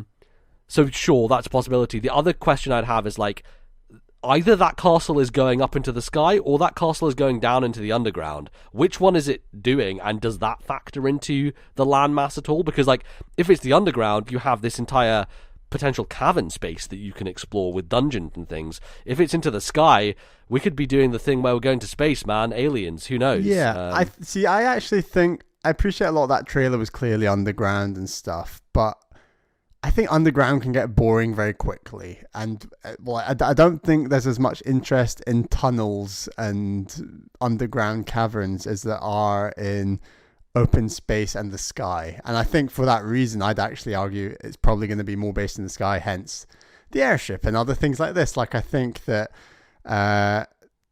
they'd go back in that direction, more akin to Skyward Sword, I'm guessing. Yeah, it'd be nice to have some more Skyward Sword representation. Maybe throw some Loft Wings into the game, right? Yeah. Like, Breath of the Wild is very clearly... It's a game that clearly is part of a Zelda mythology, but it doesn't really stem directly from any of the games. Like, there are elements of all of them in there. Yeah. And there's that one cutscene where Zelda's like, whether cloaked in twilight or on the seas or whatever, like, she kind of mentions, like, Wind Waker and Twilight Princess and Skyward Sword all in one, and none of those technically are in the same timeline in Zelda history. So yeah, you can kind of throw Loft Wings in there and not have to worry, like redesign them maybe somewhat and make them, that could be a way that you traverse as well. I would love that. Yeah, that'd be really cool. Well, we'll see. Do you have any Breath of the Wild 2 predictions in your list? I don't, no. You don't. Do you have an ideal time that you... Well, I know the ideal time you want this game to come out, because we should say MBZ has Breath of the Wild 2 coming out in 2020 in his Fantasy Critic league. In my team, yeah. I chose Breath of the Wild 2 early just because... I was just saying to MBZ, it's a win-win for me personally, because if it comes out this year, that's great. I get to play Breath of the Wild 2 this year. If it doesn't come out this year, then, hey, MBZ's team is a bit screwed on the fancy critic end of things. So no, it's less screwed this time because I can drop a game if it's not coming out. So I can potentially drop Breath of the Wild 2 if I need to. I just wanted to get it early because...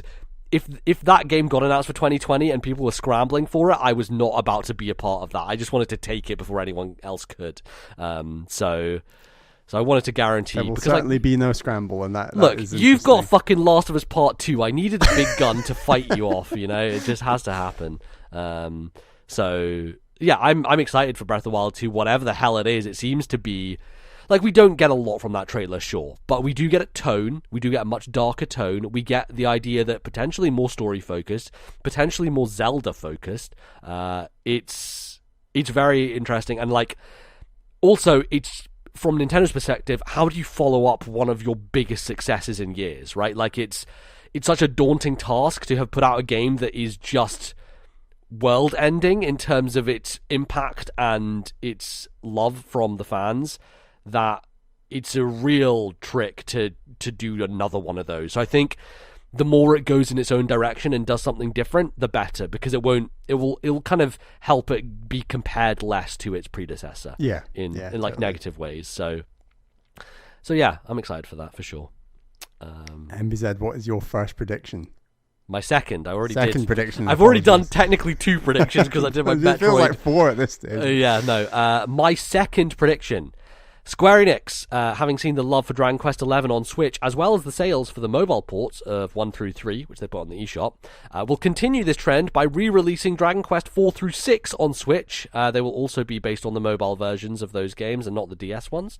However, more excitingly, they will also announce the classic Final Fantasy collection, which will include Final Fantasy 1 through 6 in a single package, and they will get away with charging $60 for it. Have they done that yet?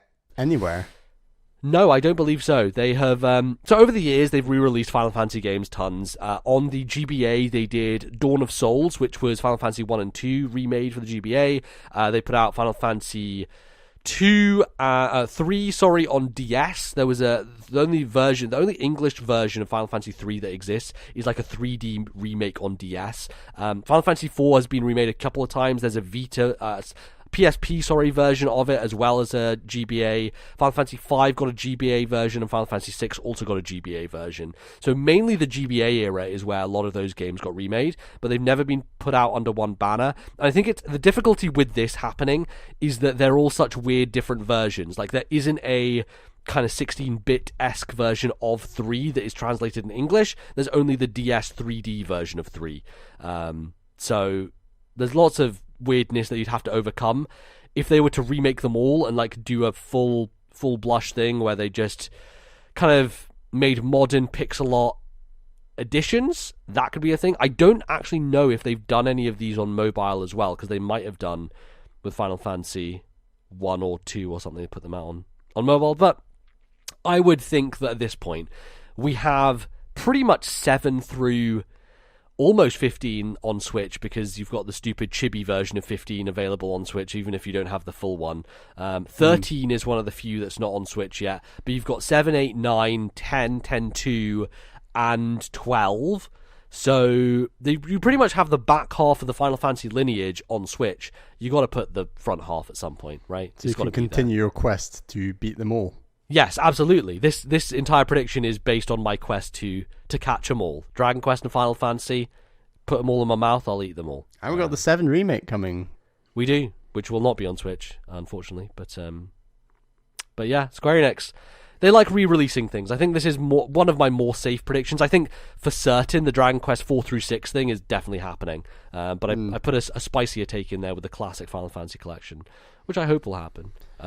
What's your level of interest in playing? Because I know you've said you want to play a Dragon Quest at some point in time, but as we know on the show, your tolerance for long JRPGs is limited, and you can only ingest 1 or 2 a year. Yeah. So yeah, obviously, Three Houses I struggled with, but after about 25 hours, and Xenoblade Chronicles X as well is a game that I definitely don't want to go back to. So like for me, longer RPG strategy or not, they have to have like a hook that keeps me going. So like my favorite JRPGs like Octopath Traveler and Earthbound, Final Fantasy VI, like all these games they were just really, the pacing just worked well for me. So I'm keen on Dragon Quest 11 probably from everything I've seen, but if I'm going to play like a couple of JRPGs this year, it's probably going to be Bravely Default 2, because that's obviously a lot of the Octopath team, and I'm very excited. And I have enjoyed Square Enix JRPGs of that mold, and likewise, you're desperate for me to play Chrono Trigger, so I am keen. I think most people who listen to this podcast want you to play Chrono Trigger. I think most people have done that. Like, Bally, you gotta play it. So I owe it to everyone to play Chrono Trigger. So those are probably my 2 JRPGs for 2020. If I go beyond that, I'm scared I'd burn out on a few games. And I know that Dragon Quest 11 in particular is very, very long. So it is, yeah. That'd probably be my go-to. I think you had suggested before it was a good one to start with as well. It is, yeah. No, it's a great jumping in point. I think lots of people are finding this as their first Dragon Quest on Switch and loving it. Like I've seen so many people put it high up on their like Game of the Year list for 2019, even though it did come out originally in 2018, but it was new for Switch. So cool. So, that is my second prediction. My second prediction is that Mario Odyssey 2 will be announced at E3 and come out this holiday. So we're talking new captures, new worlds, more crazy awesome level design. And the big capture that kind of was revealed in the trailer of Mario Odyssey that made everyone go, whoa, was the T-Rex capture. Yes. I think the trailer capture that will make everyone go, whoa, this time round is you will capture that big-ass dragon boss from the first game, and there will be some sort of crazy flying boss fight against some form of flying Bowser at some point in this game. I like and it. I'm like, they're gonna blow up the scale when it comes to captures and just go crazy. Think of how much they made everything so much more crazy and interesting between Galaxy 1 and 2. Like in the world of Odyssey and captures, I think there's so many crazy directions they could go. I think it was quite shocking for a lot of people that Breath of the Wild was the game that got the DLC rather than Mario Odyssey, and knowing that they're kind of held back on the kind of Odyssey DLC. I mean, we got that Luigi balloon crap, which was awful. Yeah, well, you can't call that DLC. It was just. So the fact they held back on that suggests that what if they held them back in order to create new worlds and levels and captures for a whole other game. So again, I think there's a chance it could be a quicker turnaround. That's why I say announced at E3, come out holiday. I think that turnaround's been done numerous times across different E3s. So we'll see. Who knows? Yeah, I originally had a Mario Odyssey prediction on here, but I was like, that's boring. I agree, it's boring. I'm not going to try and defend it's not boring. That's no, absolutely crazy not. Dragon.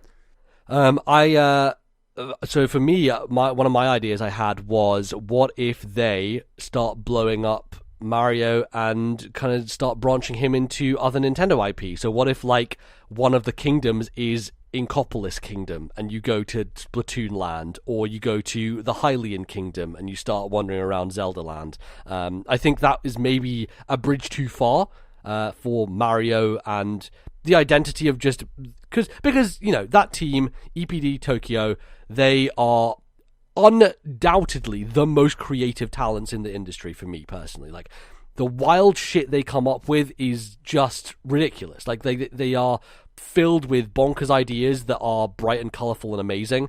And I think that if you not necessarily pigeonhole them, but if you tell them like, oh, you've got to bring this IP in, and like there will be constraints binding those things. So, like, I don't think it would happen. I think it would just be, like, a cool thing to do because it would expand the universe somewhat. I think a more likely thing that's maybe more realistic is, like, a Delfino Plaza in there. Or yes, for sure. Like, that's guaranteed. As much as that Mushroom Peach's Castle was awesome, like, there's other things they can do, and, like, Mario Galaxy references again, and, like, there's enough Mario lore there that before they would maybe think about reaching to other IP, that I think you could just have a really innovative yet nostalgic game, which I think aspects of Odyssey definitely had, especially with the 2D levels. Yeah, no, for sure. You could even have like a Mario Maker kingdom where things get like rubbed out and like added on the fly. Like a weird ambiguous hand just comes along and like deletes a platform underneath you. It's like the hand from Smash Brothers. Yeah, exactly. Yeah, Master Hand just popping in for a quick vacation. And that hand itself is actually from Kirby. Yeah, technically. So when's coming out? What's holiday? Like November. November is the big holiday slot. This is the big holiday one. Like, it's pretty obvious to me that Odyssey and Breath of the Wild were such fucking smash hits that Nintendo have to do sequels to both of them. We already have a sequel to the first one. It seems inevitable that we're going to get a sequel to Mario Odyssey. I think it's another reason why Breath of the Wild will probably be 2021, actually. Like, I know they did both of them in the same year in 2017, but I think that's 1 in a million. That kind of like thing happens so rarely that it does. And they've kind of gone this trajectory where they have like a hot year, a quieter year. So 2017 obviously crazy hot. 2018 much quieter, but obviously Smash Brothers came out.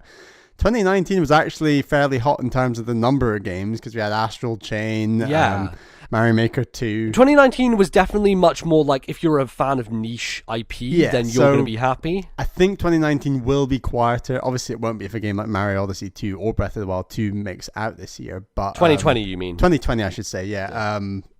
But I think there's still room that one of these games will come out this year. Yeah, so Emily Rogers, known person on Twitter / the internet who knows things about Nintendo and has had rumors be right before, obviously she's had stuff be wrong as well, but no one has a 100% track record, has said that 2020 is going to be similar to 2019 in terms of the pacing and the output of games. I mean, that's incredible because we know of so few games. Like at this moment, like it's just Animal Crossing, and we know of Bravely. I keep wanting to say Bravely Default 2. Coming out this year. That's basically it, right? Well, Xenoblade Chronicles, the remake, is happening. Yeah. Obviously, Bayonetta 3's floating in the ether somewhere. Yeah, you've got those few games floating in the ether. But like the kind of comparison we have is like last January we had New Super Mario Bros. U, which was a Wii U port. This January we have Tokyo Mirage Sessions, which is another Wii U port. Last March we had Yoshi. This March we have Animal Crossing. So like the cadence is similar for the first part of the year apparently, which means that maybe the second part of the year will have a similar cadence. In which case, RIP all of our wallets, because the fucking like June, July, to August, November, September, October, November is like bam, one a month was just blam non-stop machine gun, which was great. I thought it was a very solid year for Nintendo, and they had some great games. There was almost something for everyone in that array of games as well. It wasn't like any one group was being like left out. It felt like there was something for every type of Nintendo fan. Absolutely, yeah. And so I hope that that's the case here, and you may even have some bigger things happening, right? If Breath of the Wild makes it this year, great. Like, that would be amazing. If not, then likely we'll have a Mario 2 or Odyssey 2 come out and be a big thing as well. So, cool. Right. Your number 3, MBZ. My number 3 prediction. So Nintendo, they always like their spin-offs. We've had Pokemon Mystery Dungeon. We've had Triforce Heroes. Nintendo, they like Federation Force, everyone's favorite. Like to keep their franchises. I think you'll find Triforce Heroes as a mainline Zelda game. I think you'll find Federation Force as a mainline Metroid game. They like to keep their IP alive, and they've said often that like in between the big releases, they have to keep the IP in people's brains, otherwise, it goes away and people forget about it. And obviously, a big new IP they've had in recent years is Splatoon. Splatoon, which has 2 games. The original and obviously the sequel on Switch. And I think at this point, people love that IP. So much you can do with it that they need to branch out and do a different type of game with Splatoon. As such, they will release a new game in the Splatoon franchise that will focus on the fashion. It will be called, and this is the entire reason I made this prediction, because I came up with this pun. It will be called Splatwalk, and it will be a fashion-based life sim where you take your Inkling and try to make it to the top of the modeling game. Obviously, Nintendo has like a fashion series. They have Style Savvy, which is a series apparently is very good that I've never tried before, and has like 3DS iteration and stuff. Sure, they could do a tie-in with that, but I think just Splatwalk as an idea, as like you rise the ranks of the modeling game and like you collect clothes and stuff, and I don't know how it would work. Maybe it is like Sims-esque in a way, but that pun was too good, and I was like, I have to do this as a prediction. So I really have no ideas beyond that. But Splatwalk, you heard it here first, in the fashion-based Splatoon game, which will be amazing. I would play that. I'm not above that. I would absolutely play that video game. I think, obviously, like, we've been talking for so long about how Splatoon needs to have some sort of spin-off because it's such a strong part of their stable now, and people love it. And you feel like it would be a fairly long wait even from here and before a Splatoon 3, and yes, keep people engaged with that IP. Sure, and we've talked before about, like, the iterations they need to make to a Splatoon 3 to make it stand out, and, like, is Splatoon an Animal Crossing, or is Splatoon a Zelda, right? In the sense that, is it a game that just iterates slowly over the years but stays fundamentally the same, or is it a thing that reinvents itself? And I would like it to be a thing that reinvents itself. If it isn't, that's fine. Like, because the core of Splatoon is so good that the iteration, making it more streamlined, smoother, adding new modes, that's great. But also, like, it's a strong brand, and it has such an identity to it that I feel they have to branch out and do something else with it, like a spin-off or whatever.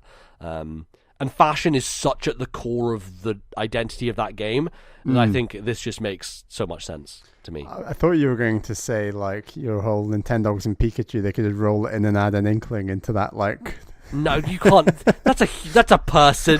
That's not a pet. It's a squid. Just because they can turn from a squid into a kid, no, that's just human slavery. That is at that point. No, I like the idea, and I completely agree. They need to. It'd be good to see them do something else with the IP. As much as I think the IP will be covered in other games, and I've got a couple of predictions that will link to this, but coming up, but. Yeah, I think a game of its own that can stand alone and be something different would be really cool. And even if it sells really well in Japan and flops elsewhere, I think it could still be a success, like... Oh, totally, yeah. And I think it would do well in other territories because Splatoon has proved itself to be a global IP and not just something... Yeah. Obviously, it's the biggest thing in Japan, but outside of that, it's still very successful. So, yeah, cool. I would like that. That'd be cool. Right. My third prediction... With few Nintendo games coming out in 2020, well, that we know of at least, Animal Crossing will get a ton of support with events and festivals, with exclusive items and nods to other games in the launch lineup, like Mario Odyssey 2 Day. Okay. So you're just adding days to the calendar, essentially. Essentially. So, and these are done through, like, updates and things. So if you think back to, like, when the last mainline game came out, New Leaf, would you argue that at that point in time, the whole process of, like, update culture hadn't really sunk in at the Nintendo end? Like games as a service, games as a service, like, we're going to... Yeah, that was 2013, so definitely not. Exactly. I mean, other companies were starting to do it. I think Destiny had come out in 2014 was when Destiny started. So that was really the beginning of the GAAS surge. So, obviously, like... Splatoon has its Splatfest, and they're obviously updated all the time. Well, they're not going at the moment anymore, but my point is that, like, this is the first mainline Animal Crossing game since that update culture, and as a result, I think there's going to be a much larger emphasis on cross-promotion and emphasizing, this game on Mario Odyssey 2, it's coming out today, and then all of a sudden, like, a random skyscraper from New Donk City will appear in your town for a few days. Like, zany stuff like that. Or, like you were saying with Splatoon, like, there could be, like, a splat day in Animal Crossing where your entire town is just covered in ink or something. Yeah. And, there's just... I think there's a lot of promotional stuff they can do through so in New Leaf and obviously the other Animal Crossing games, you could get like the Triforce in your house. You could get like an R-Wing and stuff. I think just do that, but blow it to a crazy scale, and you just have these constant updates, these constant new features, and they're all free. Like, this isn't like something you're paying extra for. Right. And then that combined with a more emphasis on this whole multiplayer thing, and I think you can really get the ball rolling.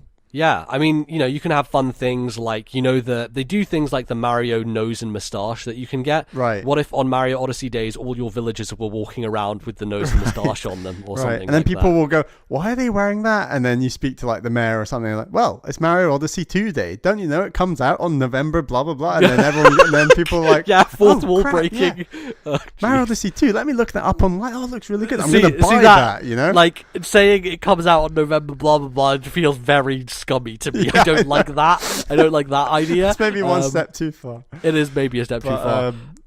I think there's cross promotion they can do with that. Sure. For a game where... I like that idea. I think that realistically it will be like Mario Odyssey 2 is coming out. You can buy Cappy in the shop. That's going to be the reality of it, I think. Even that's kind of cool. I like the idea of that. Sure. But just...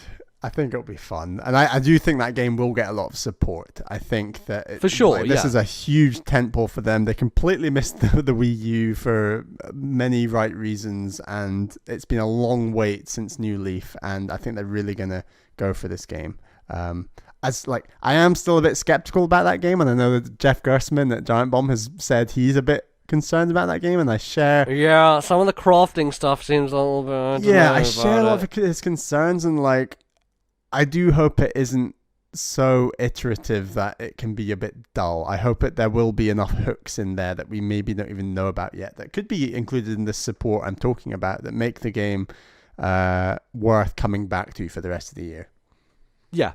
I mean, Animal Crossing is going to be huge. It's going to be, especially with Switch, just the way that console is and the way that every time a Nintendo IP gets onto it, it's like it's the best selling of these ever. Animal Crossing will absolutely be that. It will crush, and it will do incredibly well, and people will buy Switches for it. So I feel like they'll probably do a special edition. It probably makes sense. Cool. My number 4 prediction: Ace Attorney will rise again. However, in an attempt to make a big splash and refresh the franchise, Capcom will no longer continue the mainline story. At least they will attempt to sell it in that way to attract a big new audience, as has tended to happen on the Switch. You will follow a new protagonist, and there will be seemingly no link to the past games in all the marketing.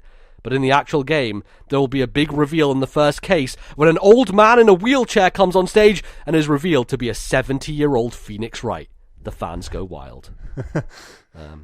I mean, this is just, I'm embiggening it as much as it is, but I do think that with, as I just said, the way that IP has performed on Switch and it's the best selling version of this ever, if Ace Attorney is going to break through in a huge way, I think it needs to do a refresh to some degree, because realistically the story as it is has kind of strung along over 6 entries, and it's not there is a break between the first trilogy, the second trilogy, if you want to call it a trilogy, and there are obviously threads that go all the way through, but it's a lot of the same characters. There are some new ones that have been added in along the way, and I think it would be good to do a reboot essentially of the franchise. So that'd be cool. That trilogy is on Switch.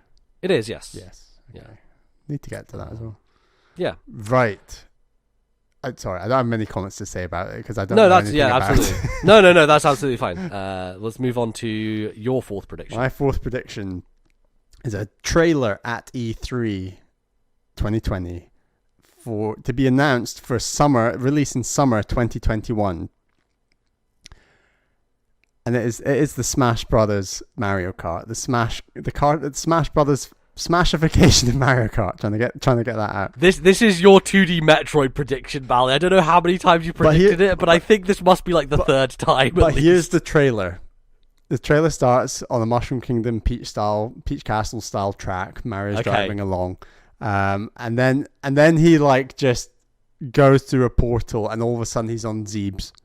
And then the metal guitar Metroid theme kicks in, and Ridley comes driving on beside him, boshes Mario off the track. He goes spinning into some rock, and Ridley's just driving along, and then all of a sudden you just hear pew, pew, pew, pew, and then you realize Ridley's getting shot at by Fox McCloud and an R-Wing behind him.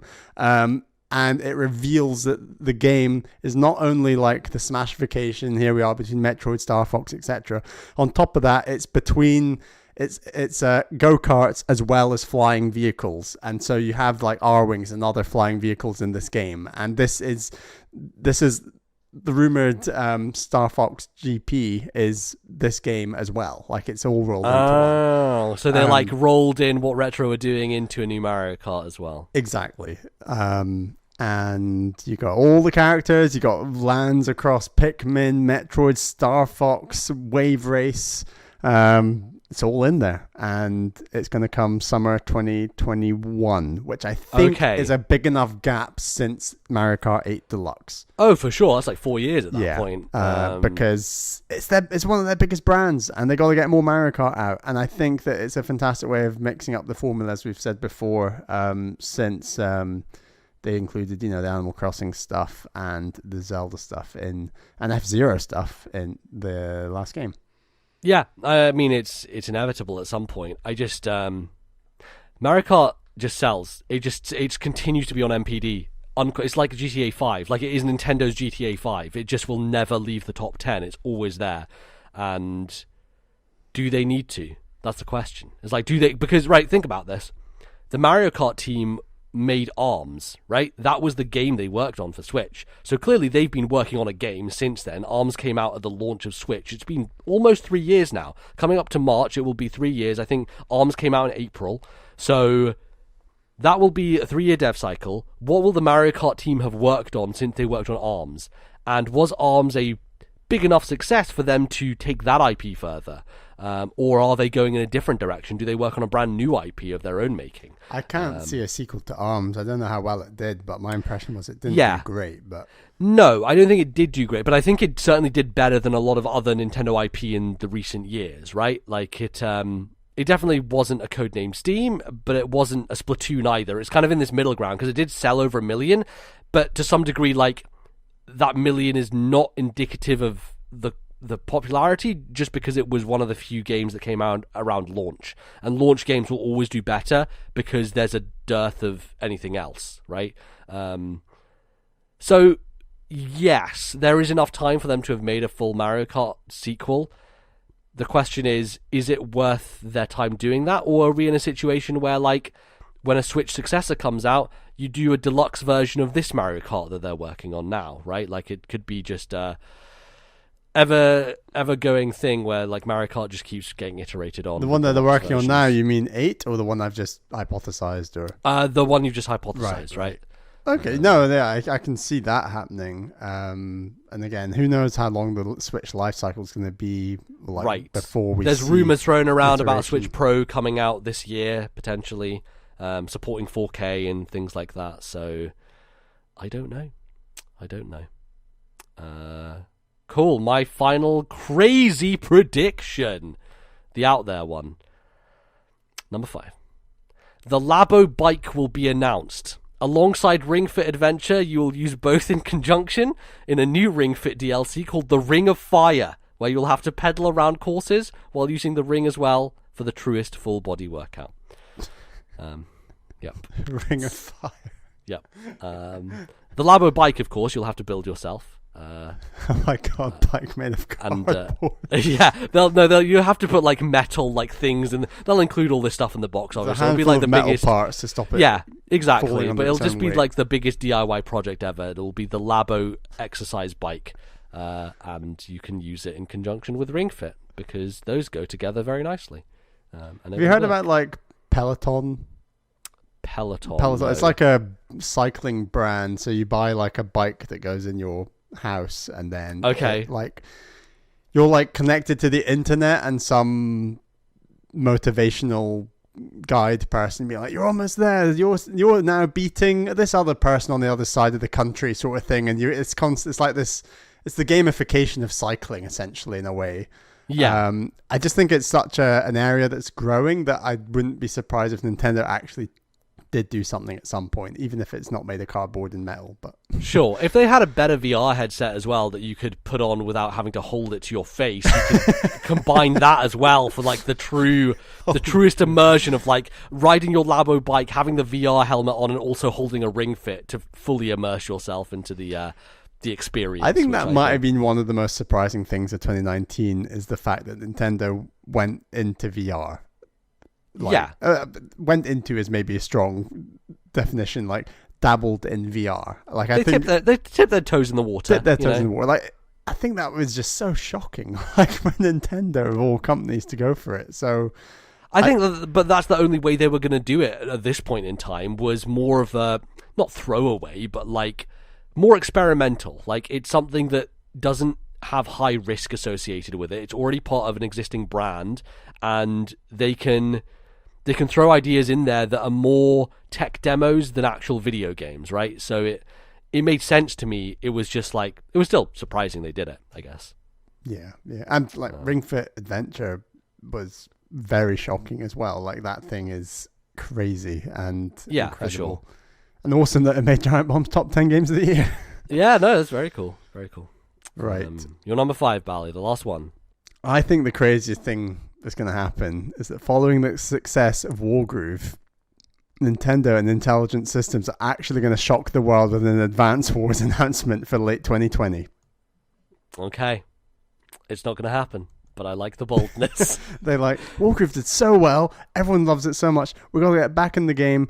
Here we go. Any additional thoughts alongside that, or was just... I mean, to be fair, predicting Advance Wars is in itself like an unrealistic thing. Exactly, so... that's why I put it in this bit. Fair enough. I've also said another unrealistic one was Bravely Default 2 being your game of the year, and that my wish will have been a disappointment to me because it's not similar enough to Octopath Traveler. That's good. I like that. Very good. Yeah, I mean, I don't really have much to say aside from I hope you get Advance Wars at some point. You know, like, the thing with Intelligent Systems is fundamentally Three Houses wasn't really made by them. That was like so much of the, if you go through, because people went through the credits and the developers who worked on it, majority of the staff on that game was Tecmo Koei. Like, it was not an Intelligent System. Like, there's like 7 or 8 people from Intelligent Systems who worked on that game, which begs the question, what the fuck are Intelligent Systems working on right now, right? Obviously, I think people like Arlo would be happy Steam if 2. they were doing a Paper Mario. I would, of course, love Codename Steam 2, yes, for sure. But like Paper Mario, potentially, Yeah, if we Paper also Mario, go down the that's a good timeline of like RIP Alpha Dream from 2019, they are pretty much gone. Like, it doesn't seem like Nintendo are bailing them out of a bankruptcy, so there goes your Mario and Luigi, essentially. And so does that mean that Paper Mario now pivots back to being an RPG franchise? Because if you remember, there was an interview I think that Game Explain had with Intelligent Systems folks who worked on Color Splash, and what they were saying essentially was, we have Paper Mario, we have Mario and Luigi. Mario and Luigi are carrying this torch for the RPG games.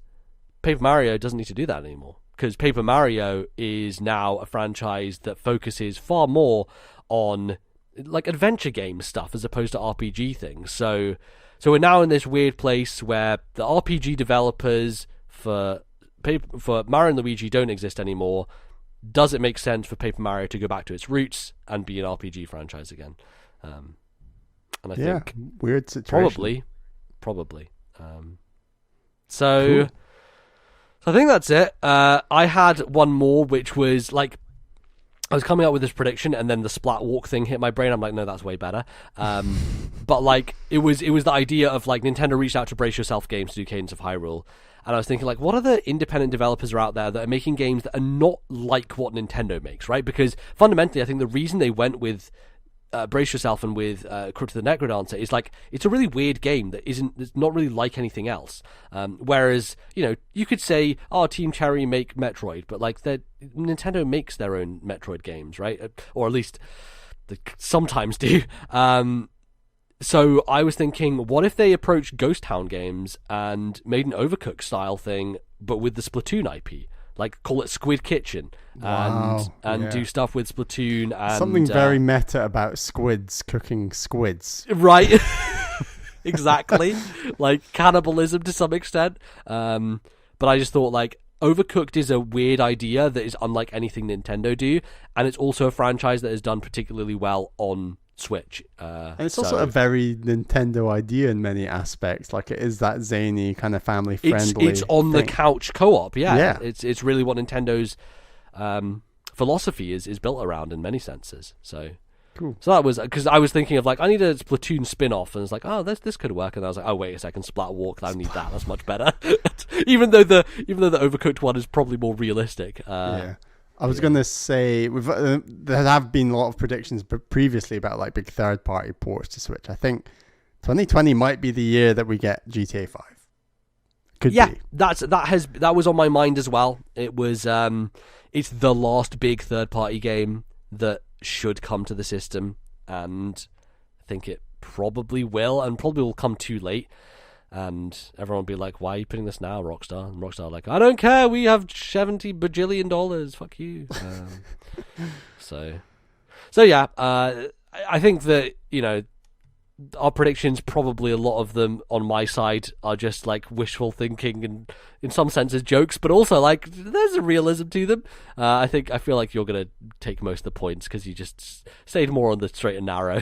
I do like how open this year is, like how we've already said, like how few things we actually know about, and then we are going to get that January or February direct presumably, and as much as that's going to have Animal Crossing details in it, probably I think it's going to have a ton about other stuff, smaller stuff as well, just coming down the line, which I think is super exciting.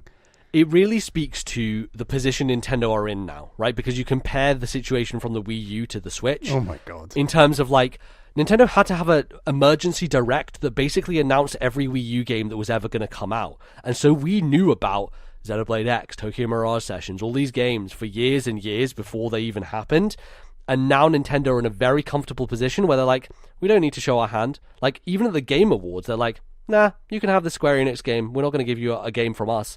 And that's a confidence that they can control the message now and that they can just keep their cards as close to their chest as possible. Because I think they've realized one of the benefits of having Nintendo Directs and not announcing things at other events, or like having them shown off before they're close to release, is you avoid one of those things which is like, oh, The Lost Guardian's been 10 years in the making, when's that happening? Like you just dodge that bullet that Sony have so often found themselves in the midst of. And they've unfortunately got into that position for Metroid Prime 4, but they have been open and honest about, look, it's been restarted, it's going to be a while, and absolutely. And hopefully Breath of the Wild 2 doesn't become another, Breath of the Wild, where it just does take years and years and years. And it absolutely shows that openness and honesty will work with people, because that video has like 150,000 likes and like 6,000 dislikes. It's like proportionally people are fine with it as long as you communicate with them and just tell them. That bit of honesty really helps a lot, especially for a company, as you said, in the Wii U era, would just load it up with the stuff that is so far off we shouldn't have even known about it, but yes, exactly did. And it's great because it leads to Nintendo Directs that you don't know what they're going to talk about, and it's full of surprise and intrigue, and I love that. We've got like 6 more Smash characters. We have no idea who they are. Exactly, right? yeah, it's crazy. And we were like sold that there was going to be an announcement at the Game Awards, and there still hasn't been. And I mean, that will probably be another announcement in the upcoming Direct. But absolutely, the fact that they've held that back this long as well, like they might even stealth drop that character, because they need to get. No, I don't think so. They as much as I like that idea, like marketing is more important than shadow dropping things out of nowhere. Did it's they say fun. They'd release all 6 by the end of 2020? No, they haven't given a timeline for season 2 yet. The only thing they really announced is like there will be more DLC characters. We don't even know if that's going to come in the form of season 2 or what. But they said they are working on more. I imagine it will have the same format because it seems to have worked very well for them. And it's been great. Like, I've loved playing as the new characters. I don't think you've played as Terry yet, but he's fucking I have not. Really good. He's very good characters. A lot of fun to play as. We need another Smash session. Haven't had one in a while. Cool. Well, should we go to some listener predictions? Because we got a lot sent into us. Why don't we react to these one at a time? So, I'll just read it out gradually. So, our first message is from a Cerberus from Discord, who says, I think we will see another collaboration with Mercury Steam on a 2D Metroid, and I think it will be a wholly original game. Nintendo can be unaware at times, but I think they know the reputation the Metroid franchise currently has of new games being sparse, and I think they will want to avoid Metroid's Switch debut being another remake. Yeah. Potentially, and the thing is that I think they could get away with it. Like, they totally could get away with it because they have been doing so many re-releases, let alone, obviously, the remakes with Link's Awakening and stuff. Yeah. But and people like that Link's Awakening remake a lot, even if a few people, maybe on our side, are a bit like, that game design's quite old now. Look, I'll tell you what, man. Like, if they put out a Fusion remake and I guess maybe smoothed out something. Like, there's not much you can smooth out because fundamentally Fusion is more of a linear game. I feel like a lot more people would be like, oh shit, Metroid Fusion's a really good game. Like, I think it actually would do quite well in 2020 as a modern release, essentially. So yeah. Service goes on. WarioWare will return, but I don't think we will get a new entry per se. I'm thinking that they take all the work collating the best microgames from WarioWare Gold and make a multiplayer first game like the GameCube version, with all sorts of wacky modes to frame the microgames. We are far enough away from Super Mario Party, but not too close enough to the successor that 2020 would be the perfect time for this game. Yeah, WarioWare going multiplayer is a good idea for Switch. Yeah, and it would also reduce the development time /cost /everything. It could very much be... And of course it wouldn't have... Not a quick and dirty port, but like a way to get it onto the system. The only caveat I have is that the 3DS is perfectly built for all the features of the older WarioWare games. So you could throw in stuff from Twisted. You could throw in stuff from Touched, because you always have access to a touchscreen when you're playing a 3DS. With WarioWare on Switch, if they were to do the same thing, you can only play some of those games in handheld, and you could play some of them in handheld, but it would be more awkward.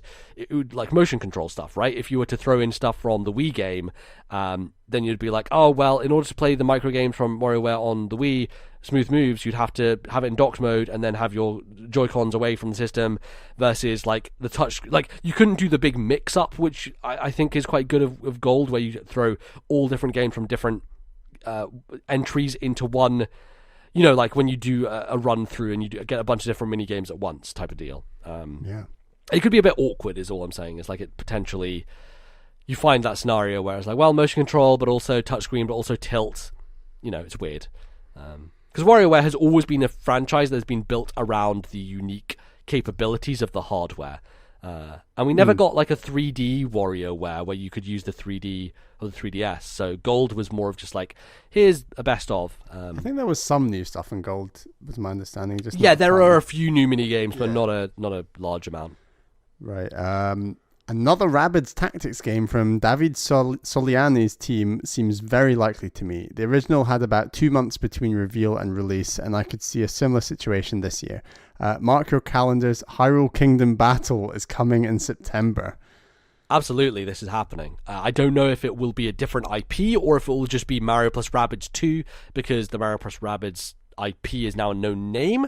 I would love if they did... Like, obviously Zelda's the obvious one. I'd love if they did Metroid, because like tactics with Metroid, obviously with guns and stuff, makes more sense. Just logically, from that perspective, you could have bounty hunters in there, throw in Ridley stuff. I would love if they got access to Metroid, but I think Zelda makes more sense, just from a marketing perspective, and more people would be interested in it. So I'm down with that for sure, 100%. I think Super Mario Odyssey 2 is a very real possibility this year. The structure of the first game was ripe for DLC, way more than, say, Breath of the Wild was, and the fact that it didn't get any leads me to believe Odyssey 2 is a lock. It's just a matter of when. Moreover, the fact we still haven't gotten a 3D world port makes me think that Nintendo have known for a long time that Odyssey 2 has never been too far off the horizon. Yeah, I mean, I think it's going to happen.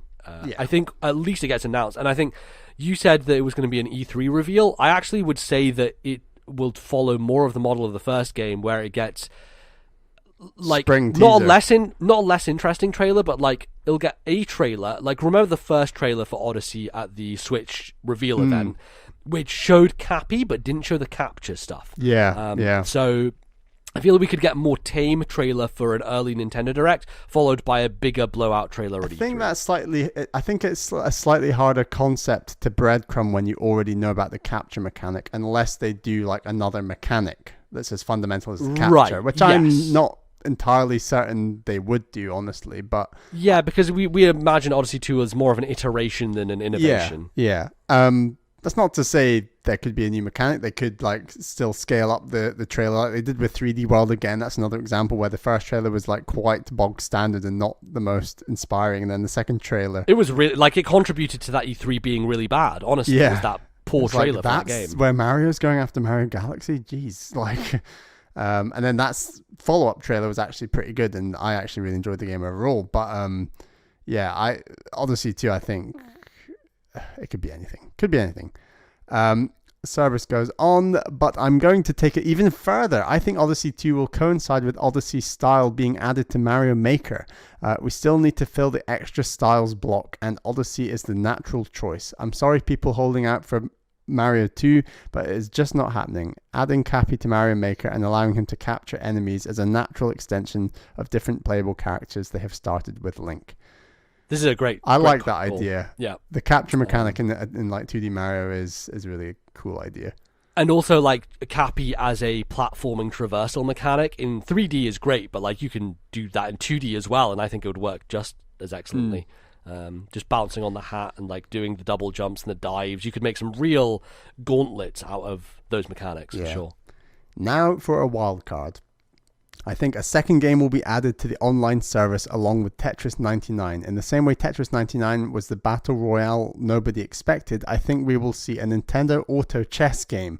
My first thought was Pikmin Auto Chess, which seems perfect as it is, but Nintendo actually has another semi-dormant franchise that works even better.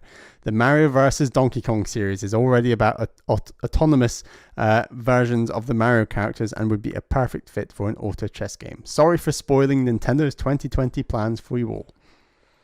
Yeah, I mean, I like Acerbis's predictions. I think a lot of them are very much on point.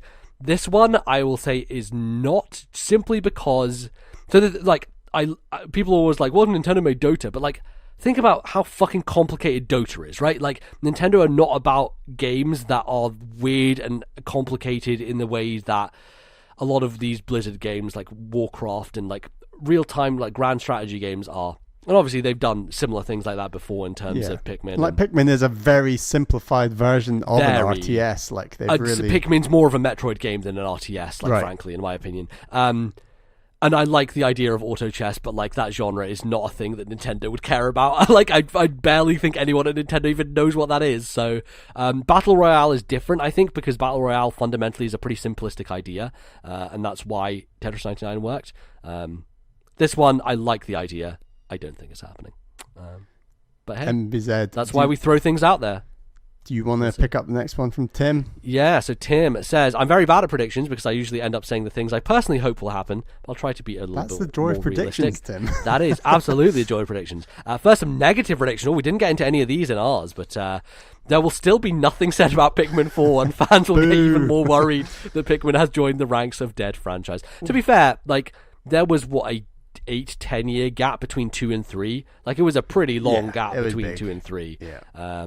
And, they made a spin-off for Pikmin. It was a bad 2D platformer, but they still made one.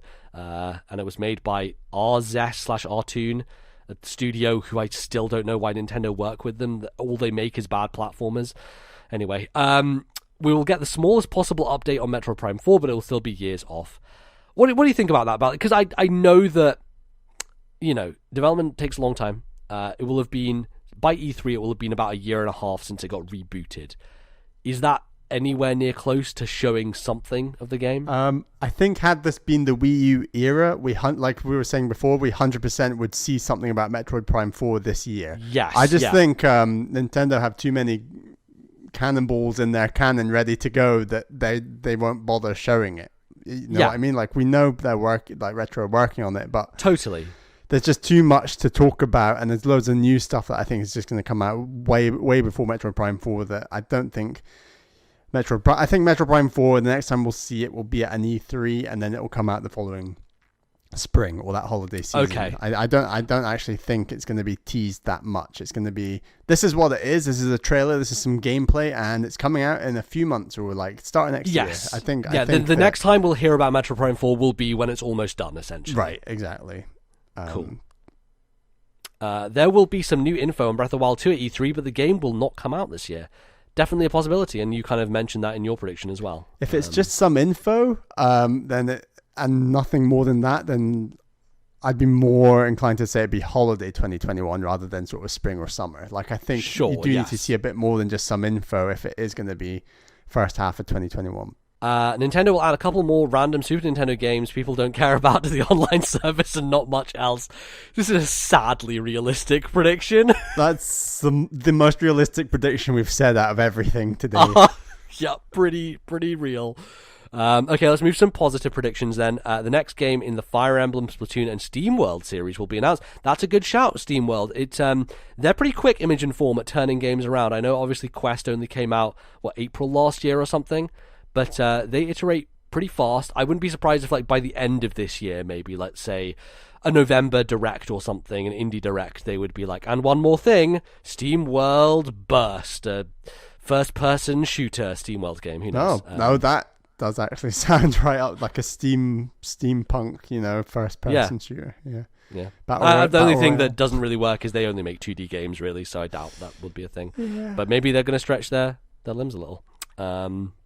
Cool. Nintendo will finally reveal Nintendo Kart. Mario Kart with characters from all the Nintendo games. Seems too obvious for Nintendo, but I think it's more likely the Mario Kart 9. It's got to happen. Straight on. It's same lines as Bally there. And new Smash characters will be Edelgard from Three Houses, an 8th gen Pokemon, a Soul Calibur character, Guigi, and Crash. They're fun. I like those. I feel like if it was going to be Edelgard or, say, like an 8th gen Pokemon, or even maybe Guigi, that we might have had it by now.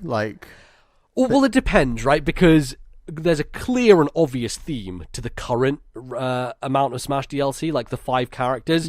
Go crazy as possible. They're all third-party characters from different companies. We don't know what the layout/strategy will be for the next lineup. Will it be... Frankly, I think they'll continue down the crazy third-party route. Because I know. I Nintendo think it's more gets appealing. such buzz. Yeah. They get so much marketing buzz from the big pops of holy shit, they're in the game. Whereas sure, you can put Edelgard in, but it's not going to get the same Twitter mentions that Sora from Kingdom Hearts will get. It's just not going to. Crazy and I think party. now more than ever, Nintendo look at Smash Brothers as their biggest marketing arm possible. It's just such an easy win for them that they can keep going. So, and then we have a wild prediction: Nintendo will announce and release Mario Sports, a reimagining of baseball, strikers, golf, and more.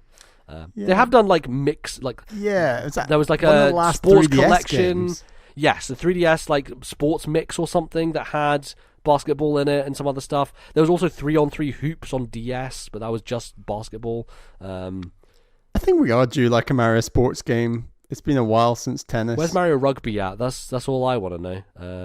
It's never happened. Which one? Sorry, unless it was Mario Rugby. Unless they did that in one of the Olympics games. I don't know. Yeah. Get my words out. The Rugby Sevens is in Mario and Sonic at the Tokyo 2020 Olympics. Okay, yeah. Well, they already did it. I saw there's a guy who does a lot of YouTube videos on rugby, and he covered it. Oh, wow. Yeah. That's hilarious. And he said it's kind of awful, to be honest, in his view. But it looked fun. Yeah, no, that's neat. He wasn't convinced that the developers understood the rules of rugby, which doesn't surprise me in the slightest.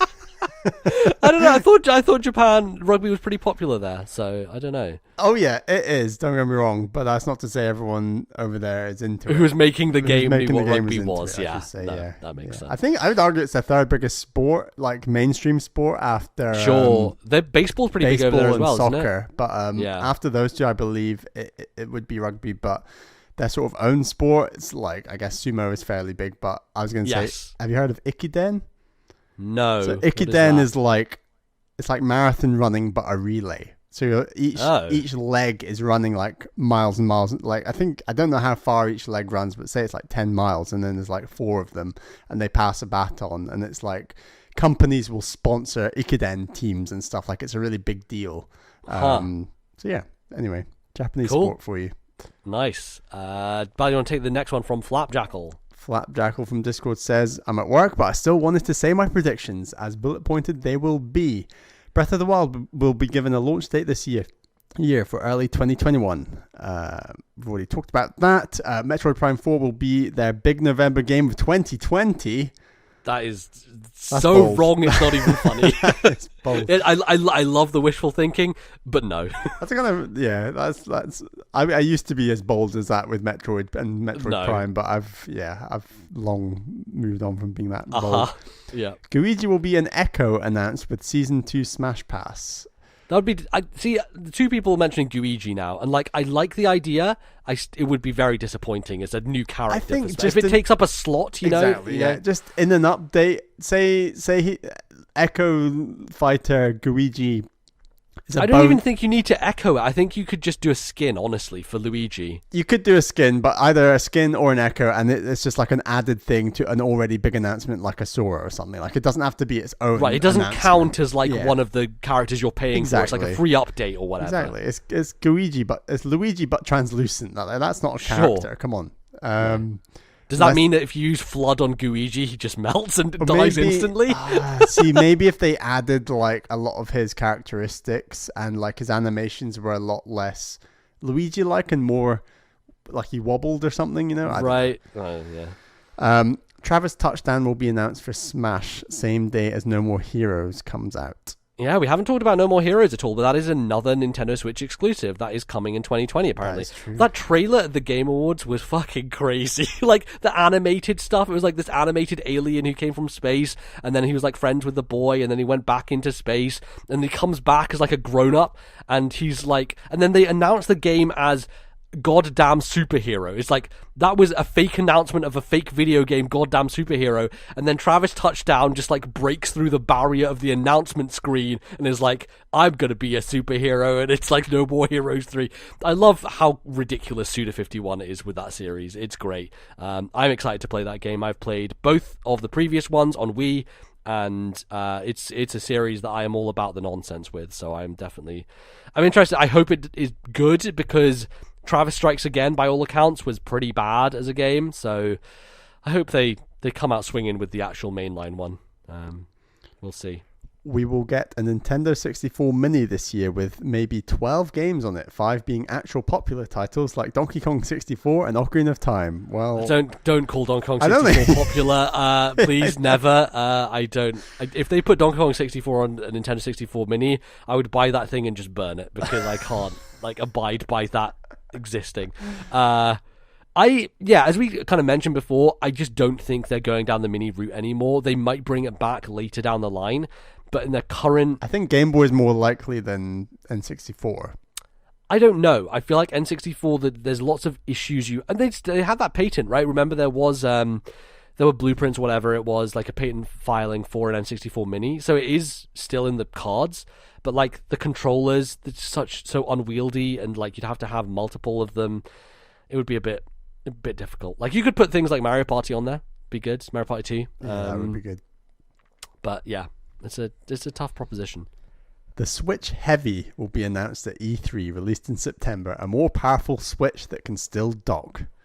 I like the name. The opposite of the light, Yes. The heavy.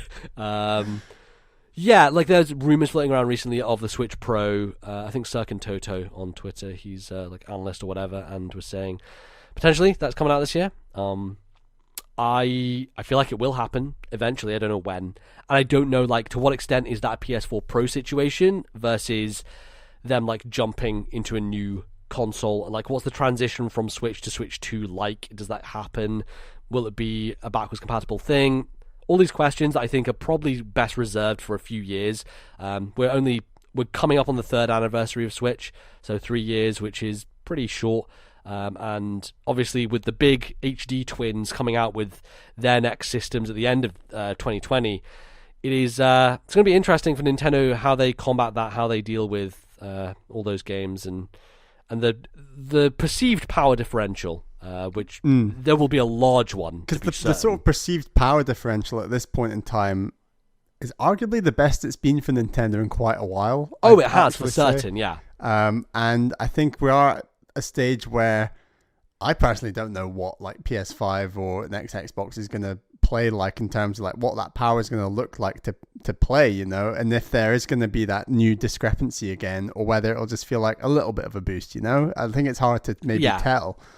So we'll see, and I don't think Nintendo are probably waiting for the reaction of those things. I think they've already got their plans set in train, but I do hope that Nintendo aren't just perceived again as like, oh, they've got the old tech, you know, they're not into it. I think the Switch has proven that like that's some hot tech right there, you know, and regardless of how hot these new systems are, Nintendo are still making like high quality, very good looking HD games. And ultimately, a lot of the games that do well on Switch, you don't need graphical prowess for, like Hollow Knight and Celeste and even Minecraft, right? Like, and these are games that they work and people like them and they run, and you don't need 25 billion gigaflops to run this. And on top of that, like, most of the Nintendo first party stuff just looks like another tier when it comes to how like crisp and fine those games look. They know how to just wring the most out of their own consoles. Absolutely. And if we do get like a Mario Odyssey 2 this year, or like we see, Breath of the Wild 2 trailers, I think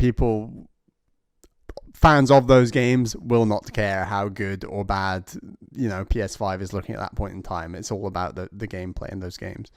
Yeah, and launch tends to be bad. Launch games tend to be awful. So if Nintendo comes out swinging and they're like Mario Odyssey 2 for holiday, it's a good competition for certain. So then we have B King, who says, I feel like Nintendo's games this year and next will focus a bit more on co-op to take advantage of the Switch's hardware. Breath of the Wild 2 will be in the January Direct and will be announced as a late 2020 game, even though Nintendo might not directly compete with Xbox or PlayStation. I think they still want to put out some heavy hitters to show why everyone would want a Switch. The trailer won't show it, but this Direct there will be a playable Zelda. However, Link is also playable and you'll also be switching between the characters during the story. Similar to what I'd mentioned before, in that you could play as both. You could maybe play as Zelda for a bit and then find Link. Who knows? Odyssey 2 will also be shown, but not until E3, with the trailer hinting at a playable Luigi. This will be announced in a 2021 game. Didn't talk about that, but like Luigi was playable in Galaxy 1 and 2, and has often been a part of the Mario mainline games in some playable form. Was he sorely missed in Odyssey? I don't know. But no, not really. He's got his own thing now, right? Luigi's Mansion. So he has his own thing. It was a very good game, and you can always play Luigi Balloon Mode in Odyssey anyway. So. Why? What other podcast mentions Luigi Balloon Mode twice? I don't. Oh dear. Okay, cool. And then we have the Switch Pro that will not be out this year, but it may be shown off in a Direct later in the year. I'm very much looking forward to your predictions as well. Thank you, B King. Cool. Right. Our final email on Discord, I should say, is from Jackpot, who says, here's a couple of small on-the-spot predictions. Hopefully you haven't recorded yet. Number one, Switch finally gets a UX update in 2020, including themes. Themes, my man. I can't fucking believe that day one there's an option in the settings and it says themes, and you can switch between white and black, and that is it. It's just baffling to me. It's not necessarily baffling, right? Because I think one of the things that people have constantly said about Switch is how streamlined and fast it is, and how you can get into your game instantly. There's no fluff on the menu. It is all built around the idea of streamlining as much as possible. And yes, when I boot on my 3DS, it takes a couple extra seconds to load up that nice little theme in the background. But I like it, man. I like it as well. It's the personality that I'm missing from Nintendo. Yeah. And you can charge for them. You can make a fortune. They would make so much fucking money, God. Jesus. Like, even if you gave away free themes, like over the holidays, PlayStation did a free Christmas theme that I went and downloaded. And then there was also a code floating around on Twitter for a Ghost of Tsushima theme. So I went and downloaded that as well. So I had my holiday theme over the holidays. And then when the new year now, I should probably change it to the Ghost of Tsushima theme to get me excited for that game. Nice. So. Yeah, I love stuff like that. I mean, maybe it'd be... Folders, for fuck's sake, folders. Jesus, man. I have a lot of games now on my Switch, and I would really appreciate some folders. But it is a bizarre one. Would it almost be too late or too weird to add folders and themes now? No, because it's Nintendo, and they add things at like the 10th possible hour. It's just ridiculous. Yeah, that's true. In the year of Animal Crossing, I feel it'd be appropriate to include themes for a game that's so focused on being cute and having customization. Exactly. It'd be nice. Cool. Number 2, the Yakuza series is ported to Switch in the form of Yakuza 0. That is a great call. That's absolutely one of those Japanese third-party games.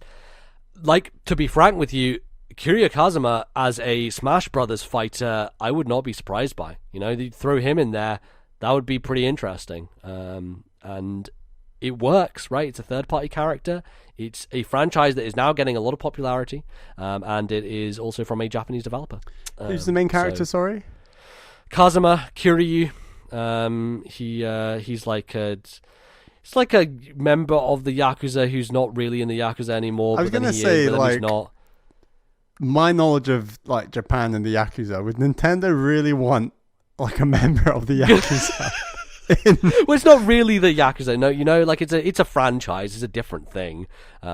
Sure, it's a bit more mature than what they usually go for, but also he doesn't really use guns. Like it's a melee combat game, so he's... Sure. I just think it's got a lot of real world connotation. Right. Also, he's like a real man, in terms of like it's the fidelity of the character. Like the Yakuza are real, and I don't know.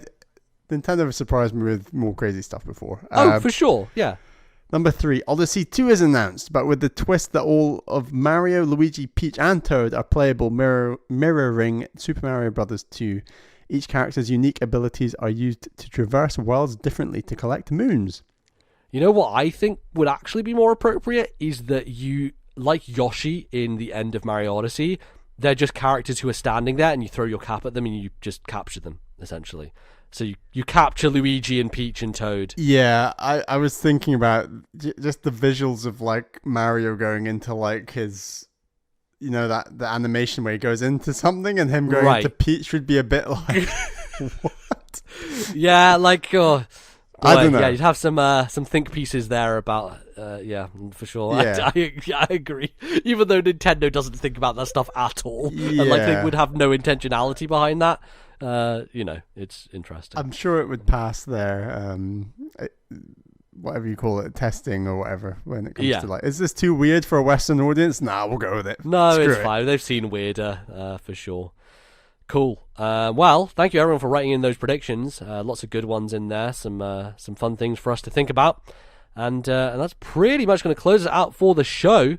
We have a few things though before we leave. Obviously, we've got to plug things and get out of here. But there's a segment that we mentioned in the last episode that I had this idea that we were going to tell each other at the start of the year. It'd be nice to be an annual tradition. Yeah, make it a new one, basically, where I say, Bally, you have to play this game, and Bally says, MBZ, you have to play this game, and there is no two ways about it. We must play them. I think we agreed, or at least try it for a good 4 or 5 hours. Yeah, with the caveat. Like you don't have to force your way through it if you're really not enjoying it. But you've played 4 or 5 hours. You have a viewpoint on that game, and you've experienced it. You have some context. Yeah, exactly. And Bally, I gave him, before we started recording the show, I was like, do we have a name for this? And I was like, well, Bally, we've got to start recording. If you don't come up with a name in the next 5 seconds, then we're just going to not have a name. And then Bally, just out of nowhere, Game Trade. That's it. So Game Trade. Game Trade, which is nice because it's like evokes the idea of giving each other games to play. I've done that with you a lot recently. Yeah, we still do that. It's great. Yeah. I played Pikmin 3 because of that. You gave me Pikmin 3. That was great. And you obviously have my copy of Uncharted 4 and my copy of Codename Steam, which who knows how many fucking years it'll be until we play Codename Steam. But anyway. Okay. So Game Trade is we're going to tell each other now, and neither of us have told each other what game we're forcing the other person to play. So who wants to go first? Me or you, Bally? I'll give you mine because I can't really work out what you're about to give me. Although the fact you've mentioned Codename Steam has now made me think, oh, maybe it'll be that. Yeah, well, who knows? It's a game I would like you to play, MBZ. It's a game very close to my heart, and that is Okami. Yeah, I knew it. 100%. You knew it. I knew you would know it. Yeah, but obviously. Me and Alit T, more so than me, have been saying how good this game is for a very long time. And I stand by, I think it is the strongest of the traditional Zeldas. Like, it's up there with Wind Waker for me. So, yeah, I'd like you to give it a go. And I know you have it on your Switch. I do own it, yes. Cool. My one for you has already been mentioned somewhat in our chat over the last hour and a half or so. Chrono Trigger? No. Bally? Because I know you're going to play Chrono Trigger this year. So I am going to play Chrono Trigger a game that you will not get to on your own unless I tell you to play it, guaranteed. Phoenix Wright Ace Attorney. Phoenix Wright Ace Attorney. Wow. You have to play that game. Wasn't expecting that. Okay. Yeah. There great. you go. It's a genre you've never had any experience in, really. And I think I would like to see how you feel about it, because there's some weird Japanese things in it. It's a hint anime, but it is also a really damn good story. Cool. With twists and interesting characters. And yeah, so I can get the trilogy on my Switch. Yes, you can get the trilogy for me to play it. Yeah, pretty much. Unless I want to it's the easiest way for you to play it. it's also my kind of sly way of indoctrinating you into the series, so then you end up playing them all. No, but it's a good example of this idea of game trade, because that was a game that I do want to play, but it's very low down my list in terms of like Totally, all yes. the games that you've talked about that are on my list to play. Like It's like one day you'll get to it probably, but like unless I force you to play it right now, It's not going to happen in 2020. Yeah, exactly. It wasn't going to happen in 2020. And I think Okami's kind of the same. It's like, yeah, I'll get to Okami, but I don't know when, you know. It's a long game. It's a lot to big bite to chew. Yeah, for sure. But like I think it's very true that like maybe if you like this, then you end up actually, I will play the other games. And it's a similar situation to like you gave me Pikmin 3 and I'm like, yeah, I'll buy Pikmin 4 day one as soon as that comes out. Now I will. Like I don't think I would have done if I hadn't played that game. So yeah, for sure. Great. So there you go. We don't really have like hard stipulations on when to play these. Yeah, we sort of said a bit like Backlog Club. We're gonna play them imminently and then sort of agree a time. Well, when we'll talk about them on the show, and it'll just sort of appear in what we've been playing, really. Yeah, basically. So yeah, fun thing that we can do, and cool, sets up nicely for the rest of 2020. So let's get on out of here then, and before we go, talk about all the things that we do and places you can find us. Obviously, we are supported by some lovely people over on Patreon, patreon.com/thisnintendolife. Bally, who are we thanking for this episode? Thank you to all of our patrons, but a big thanks to our two $10 patrons. They are my fiance Caroline and Atari Alex. Thank you for your continued support. It's hugely appreciated. Absolutely. And you can go check us out there. We got lots of bonus episodes. We had our Nintendo Game of the Year that came out in December. So if you didn't get enough podcasts from us in December, because clearly definitely didn't do that many at all. We did 6 or 7 podcasts in December. If you include the Patreon one, it was 7 podcasts in December. Patreon. So you can go check that out if you want even more of us in your ears, which is good. You can find us in various places on the internet. You can find our Twitter account at TNL Podcast, and you can obviously follow us individually. I'm at Lord NBZ on Twitter. You can go watch me figure out what Pokemon I am and be very disappointed with the result. That was hilarious. I love that video. Oh man, you should do one of those, Bally. I want to see what Pokemon you are.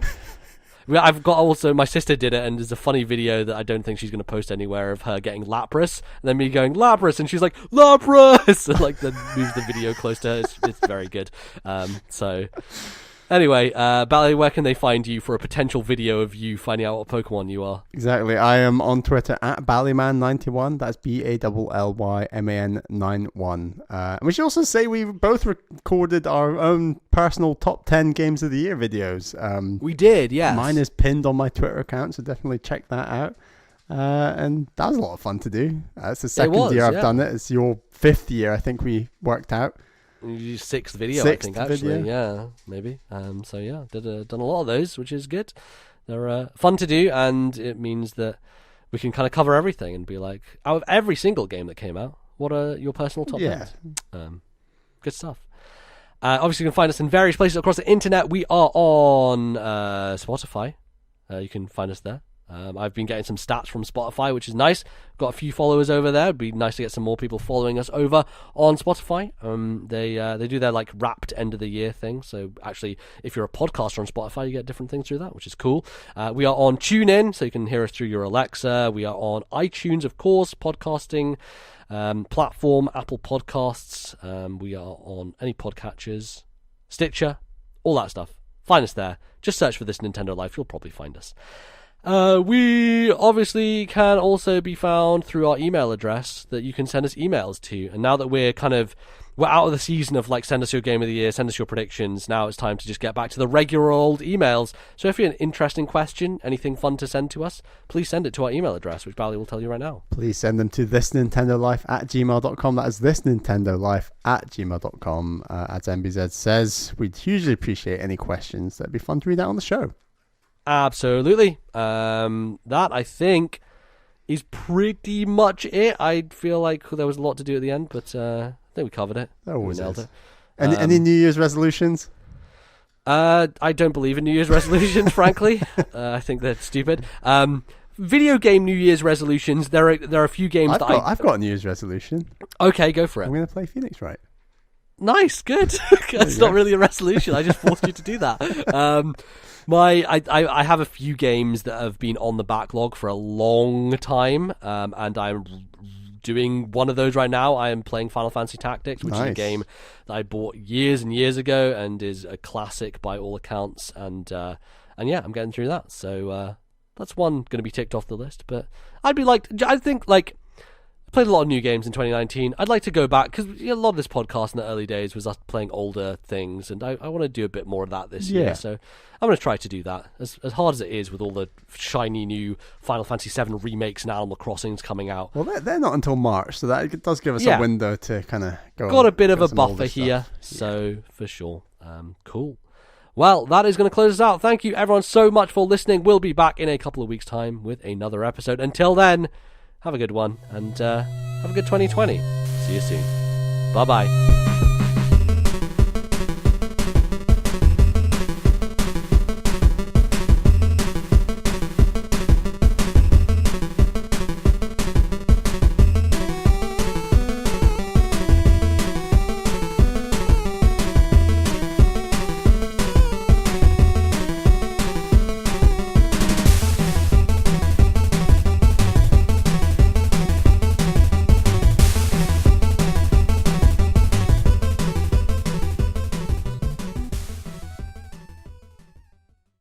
The musical interludes used on today's show were Timberhearth from Outer Wilds, copyright Mobius Digital 2019, and The Warp Room from Crash 2 in the Crash Bandicoot N Sane Trilogy, copyright Activision 2017.